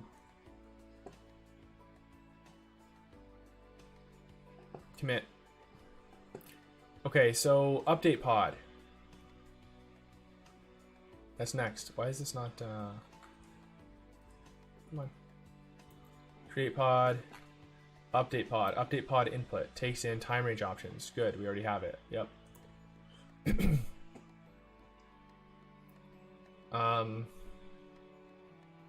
We'll save join pod for last. We'll do update then join, and then we call it a night and work on the front end tomorrow. My brain is kaputs.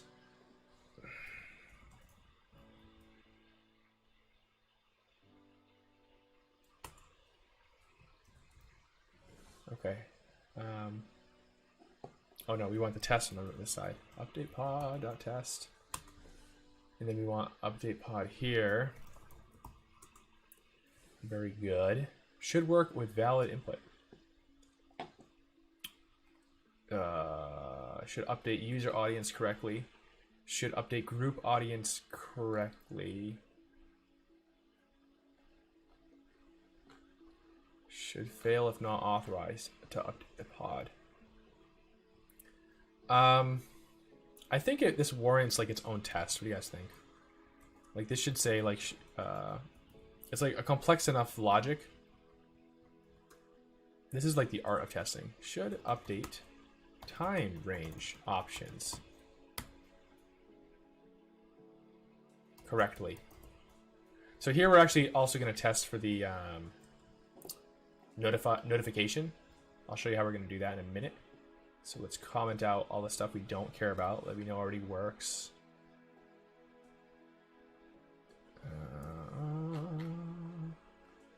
Okay. So forget about this. Oh, actually, you know what we can do? We can steal this from create pod test because this I don't want to type anymore. My thing validate. You forgot to validate the number of time ranges you can add to a time range option array. Yikes, yikes, yikes, yikes, yikes, yikes, yikes, yikes, yikes. Okay, let's do it. Let's do it. Nope. Let's just, before we even go down that update path, let's do our favorite thing ever and reset the commit softly. Reset me softly without touch. Okay. Now let's do this. Bad time range options 1, and then bad time range options 2 is equal to what is it? Is it many? Why can't I remember this stuff?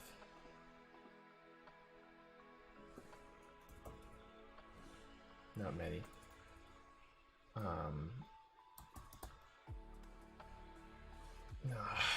Darn it. How do you like make 10 things? Where's array?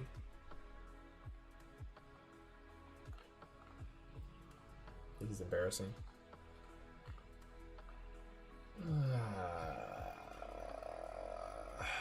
Times. We have a winner. Wait, I passed an iterary, right? Okay, yeah. So times is max time ranges plus 1. And then this is like creating a time range. So this is a function that just returns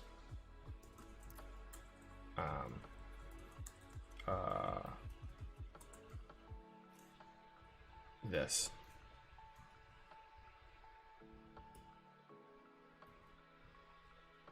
Oh, I could just do this. Let's remove this. Yeah, so max time ranges, what should it be? What's a reasonable number? What's a reasonable number? 30? I don't know. You tell me. We'll figure it out.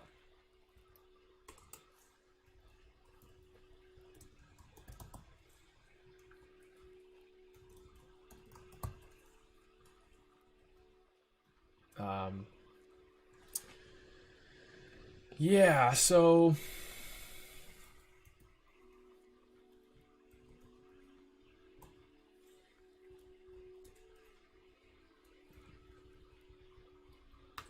this is input 6, each of them in the test, and I make sure we handle it correctly. So this should be good. So now let's actually make sure the test is failing. So let's, oh my god, here we go.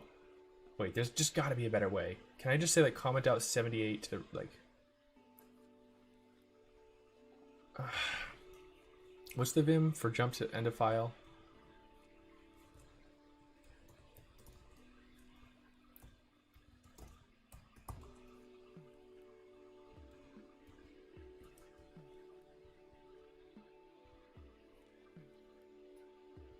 G? Is it really G? Is it GG? That's hilarious. Good game. Okay. Oh no, you can do like 700 G. So it's just capital G. That's interesting. Really? So if I just go like this, and then I do capital G, G. That didn't do anything. Oh, do I have to be in insert mode? This is embarrassing again. You guys can see me struggle. Move cursor to end of file on Vim. Use A. Escape G A. Okay. Escape G A. Oh! Oh. But I wanted to select all that. So I shouldn't have been in insert mode. Escape G A. Oh, it's capital G A. This is... You're watching me learn Vim in real time. I hope this is exciting to all of you. This is exciting to me. Oh, what the hell? Why is it jumping out of selection mode when I do this?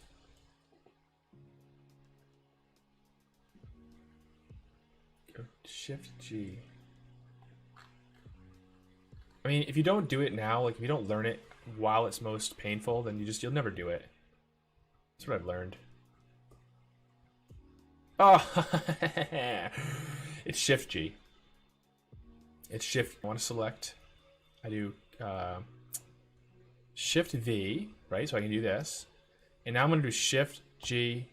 Thank you, sir. Count times.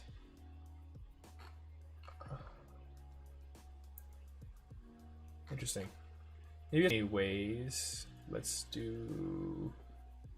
test it now. So this should fail. Oh no, this should not fail. This is the test will fail, but we're not actually in the validation. We're not actually checking. Sorry, we're not actually checking time ranges. Here we go. So if time range options dot length is greater than max time range options row. I don't know why I'm talking like that. I'm sorry. I'm gonna lose all my viewers. They're gonna like watch this first stream and be like, "This dude's insane." Throw new error. Can what do I want to say? Can only specify up to max time ranges.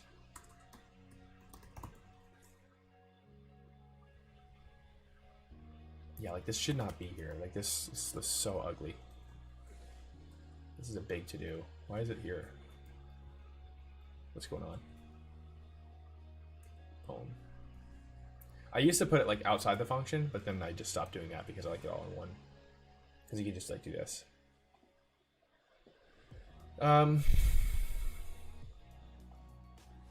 Okay, that was easy. So if it's greater than max time range options, which is 30, we agreed it's 30. Is that reasonable? Yeah, I guess like, oh, I'm free every day this month. Free every day this month. No, that's not reasonable. That's not reasonable. Let's do 90. Like, people aren't gonna abuse this. Like, I just want to prevent someone from like submitting literally like 10,000 time ranges to our API. Like every other entity, we actually check to make sure the user only created like a few thousand. Like you can only create like, I don't know what it is, like 5,000 pods or something, or I don't know what the number is, but you gotta protect your API. State is not defined. Oh, that's just because I didn't finish. That's just because I didn't do this. Stage times. Stage. And then that should be good. Yeah. It's because I'm testing update anyway. Yeah. As they say. Who said that? Time range options. Good lord. Time range options. Sanitization and validation.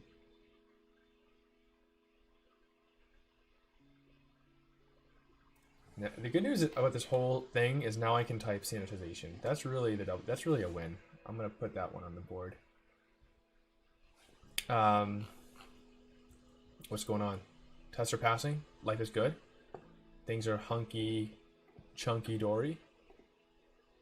Let's just look at this one more time. Make sure we're doing what we think we're doing. I have a typo. See, this is why we do this. Like you gotta be professional. If you haven't noticed up to this point, I'm so professional. Like, this is just so professional. Can only specify up to max time range options. Yeah. Okay. I swear to God, this is the last time I commit this freaking commit. Okay? You're my witness. Whoever's watching, if anyone's watching. Update. Pod.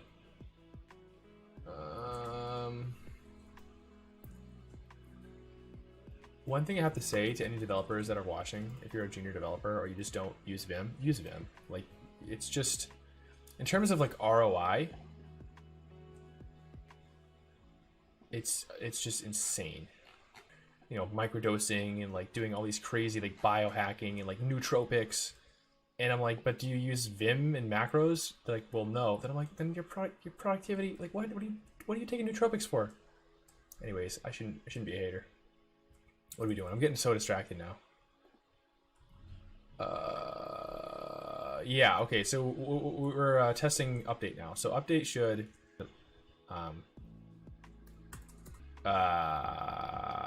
let's do it like this. Let's do it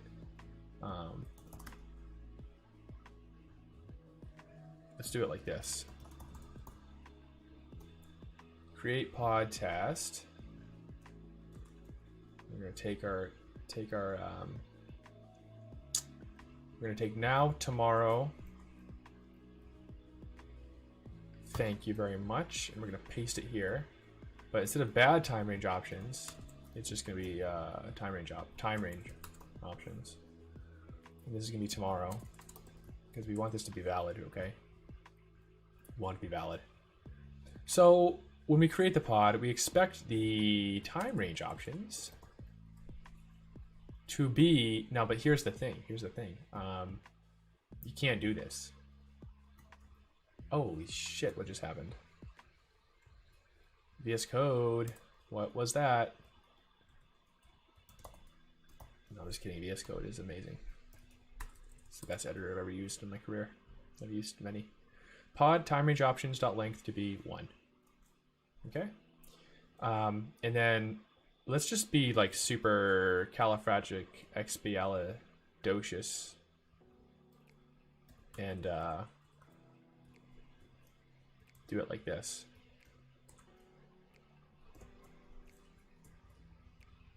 So the first time range option dot start should be now, right? Like that's just and then this should be tomorrow. You don't really have to be this granular, but like, why not? You're already here. It's just why not? Okay. Okay, so we created an event. We created a pod. Now we want to update it, right? So instead of updating the state, which is I think what we were testing, this is, you see why this is like crazy stuff.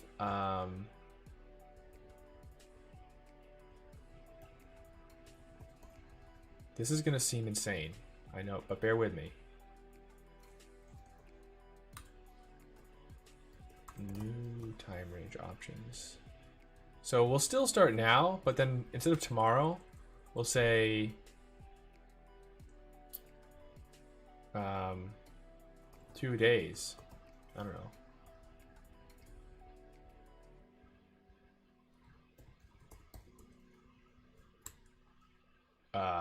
Yeah, so then we'll just, instead of tomorrow, we'll just call it 2 days. I'm like super,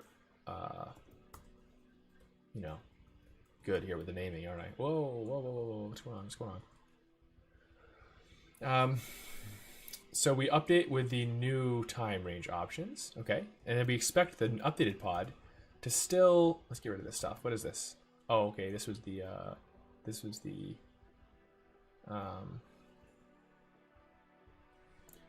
so we're still testing updated pod, but now we want the end time. Oh, look, I already found a bug. We want the end time to be 2 days, right? Does this make sense? I think I still have Poleb here on the chat. We got a diehard fan.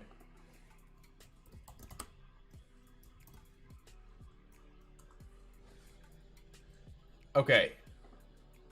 So this should work, right? So let's forget about the testing of the updating of people when the time range is changed. Let's just make sure that this makes sense, what we just did. Test one thing at a time. You always want to test like incrementally, otherwise you just totally confuse yourself, as you've seen me do many times on the stream already. I said we were going to stop at 10. Let's just get update working, and then update pod. So where's this defined? Okay, so time range options is coming in here. Oh no, you know what? We still have to do the validation logic. So this should be in utils. Yikes. Oh yeah. That's okay. Let's just do it. See, this is why we put it all in one function, honestly. Let's just zoink that, right?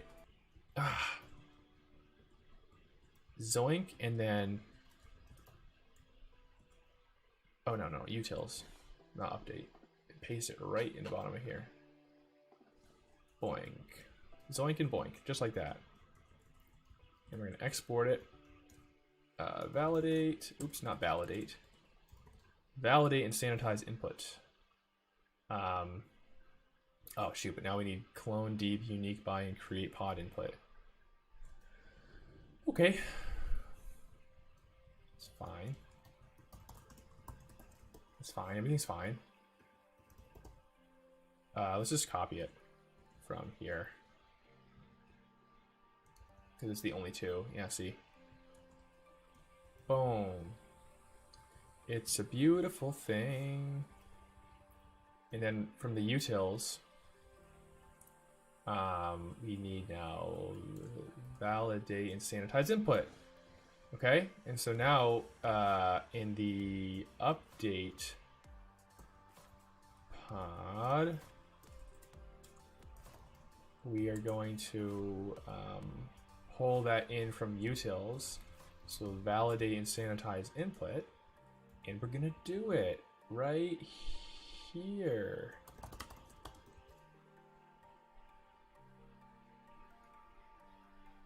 Oh, you know what I just realized though? Is the update and create different? Right? Like args.input. Let's see if that makes sense what I just said. Cannot call update with input because property ID is missing in create pod input. Yeah, see, update requires an ID.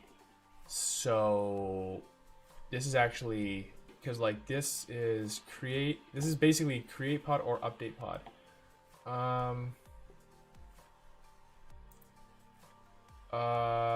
Let's do it like this. Let's just make, because update's a superset of create. Let's just verify that before we go any deeper. Create and update, right? So create is event, state, audience, dating option, max size, and time range.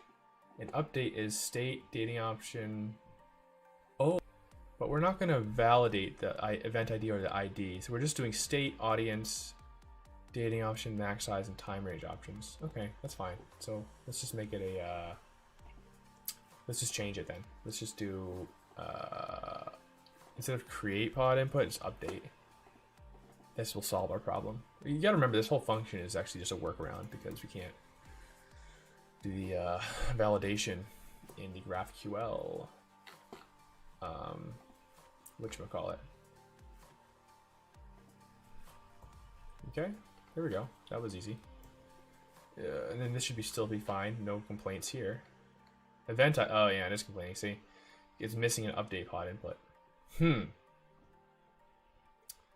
Well, what can we do about that? What can we do about that? What can we do about that? Can we do a union? Now we're just getting like, it's not getting good here.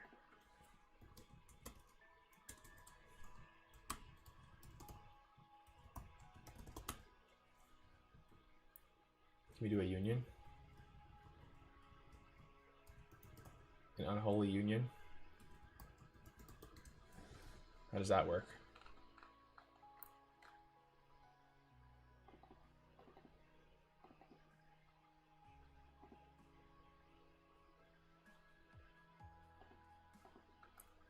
Validate and sanitize input. Yeah, no, you can't do that. You can't do that when it returns an object. This is like when you give up. It's basically putting in any. Okay, so now we have our validation logic and sanitization logic. Where are we actually doing the updating though? Like, I don't think we have to do anything actually, right? Because update just calls, it gets the vertex, grabs the event, gets the stats, validates the audience, and it just calls update vertex with the input. So this should be fine. Just work. What do you guys think? What are the odds that just works? It's the oldest trick in the book, as they say. What are you doing here? Yeah. So it just updates it. It just updates it. But now's the real question.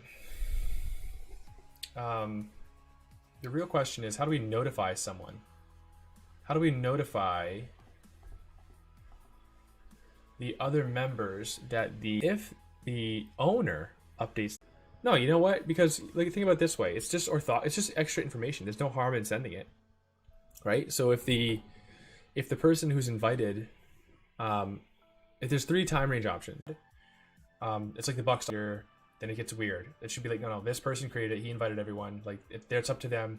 Because something I didn't notice earlier on is like, if you flake on it, like you RSVP for an event and then you flake, so what? Right? There's no consequences. There should be consequences. So like, basically, to join a pod, you should go up, then you get 250 back. If you don't show up, then you just lose that 200. So very quickly, people that are like very flaky, and let's be honest, it's all millennials are flaky, especially in San Francisco. Then it becomes very clear like who are the people you can depend on. And so I think that is a core component of this whole product, is this reputation system. And so you kind of have to lean into that. So this whole thing, I'm just like literally talking this out. I'm like coming up with this stuff on the spot, by the way. I haven't really thought this feature through all the way, the wrong path. But I think that it should be up to the person who created the pod to set the time ranges, right? Like if the 3 people that the person invited are all available on a time that the creator is not available, then they should just make their own pod. They should just not join his pod. Or although, let me think. how do you codify that, right? Because if there's 4 people in the pod and the person who created it is on the line, it's what are the rules of, we punt on it? Do we have to make this decision now? And we can worry about the whole approval process later. Like, you know, that's the thing that was getting tripped up on. Because like when you create a calendar invite in Outlook and you set it for 4 p.m. and then the invitees, say there's 5 invitees and 3 accept it, and one's like, oh, let's make it 5 p.m. They can't just make it 5 p.m. They have to send a request to you. Say, can we change the time? And you can say no, and they don't make it. Or you can say yes, and then everyone's affected. This is the coordination problem we're trying to solve with this feature. So what is the rule of engagement? Can somebody suggest a new time range option? And if they do, what happened? Does it have to be approved?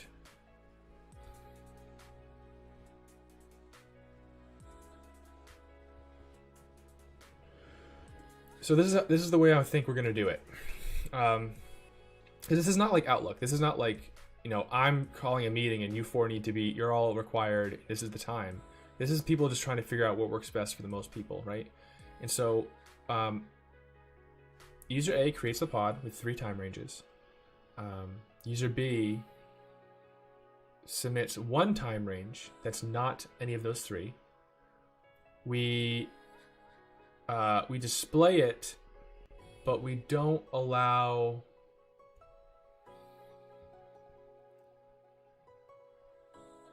we give the creator the chance to also add that time range to their time ranges. If they don't do that, then we don't allow that time range to be valid. So basically we always have to give the creator, the owner of the pod, the final say on what the final time range is for the pod.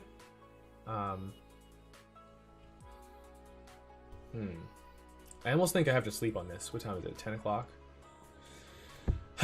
This is complicated logic. I have to get some second opinions too. I have to talk to some people.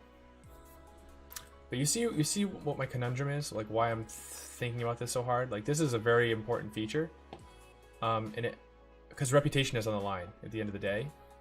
And so we can't have like people commandeering.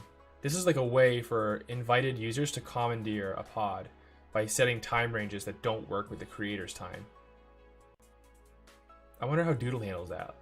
I guess no, Doodle doesn't handle it because I can't submit a new time, propose a new time, and then everyone else takes that time. Like whoever created the Doodle puts the times in. Oh man.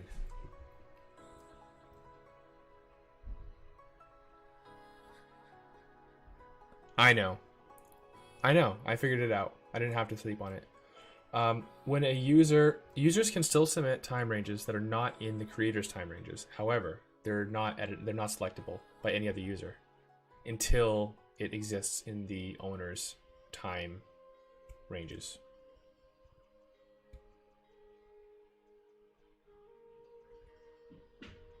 God darn, that's very complicated logic. Nope, that's the way it's going to be. I'm going to write that down and I'm going to sleep on it. And we're going to come back tomorrow morning, fresh, and see if that still makes sense. Logic is as follows. Another tip I would give you, anyone, this is not just for coding, never end a working session when something is completed. Never be like, oh, all the tests are passing, I committed, now go home. Don't do that. Instead, get to a stopping point where you know what the next thing to do is, but don't do it. Like, get something like 60 to 80% done, and then walk away. It's very difficult, especially for you type A people, trust me, to do this. But it's like the number one productivity hack that I wish someone told me when I was younger. Because what it does is it removes almost completely the activation energy of starting again the next day. Because like you're like it gnaws at you. You're like, oh my god, it's 80% done. I just gotta finish this final 20%. But then once you do that 20%, you get that little dopamine hit. Like, oh, I could check it off the list. The tests are passing. You commit. Now you're rolling. Now you're in flow. Now you have momentum, and now you just keep going. Versus like doing a cold start after a cold stop. It's much harder. So this is what we're gonna do. We're gonna practice what we preach. Users can add any time ranges, but only time ranges that exist in pod creators' time ranges are selectable by other pod members. Okay, so this is the way it's gonna be. I think. I don't know. We'll sleep on it. We're gonna come back and figure it out on a fresh brain, because my brain is just fried. Okay, so thank you everyone for bearing with me for almost 2 hours. It seems we made it through barely. We made it through barely half this first PR, so it definitely does seem like streaming makes things slower, but that's good because I feel like it's really forcing me to explain my reasoning and my logic, and hopefully other people are getting some value out of this. That's my hope, because this is being recorded and I'll upload it later to YouTube. But yeah, this should be a fun way for people to follow along in the development of what I hope is a really cool product. I hope people find a lot of value in this. I know I will. I mean, this is building basically the thing that I want to use and can't wait to use. Yeah, scratch your own itch, as they say. Anyways, I think I'm going to sign off soon. Let me see if there's anyone still on the chat. I think everyone's gone to sleep. It's getting pretty late. Well, we're going to finish this weekend. So we'll have this PR done by the weekend. And yeah, we'll just keep moving. You know? You can't stop progress. As long as you make... That's another thing, another piece of advice. It doesn't matter how fast you work or how hard you work, as long as you make some progress every day.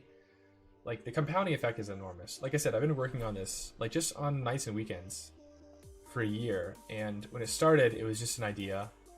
And now it's like... It's really, as you've seen, it's come a long way. It's still a long way to go, but like, this thing works, man. This is pretty exciting. So I hope you are excited as well. And I hope you join me for the next live streaming sessions, because this is fun. I think I'll keep doing this. I do find value out of this. It is fun. And thanks again, everyone, for inspiring me to do this and encouraging me. I think we're going to keep this going. Anyway, it's getting late. I'm going to sign off. But what else should I say? I don't know. Thanks again for following, and we'll see you next time. All right.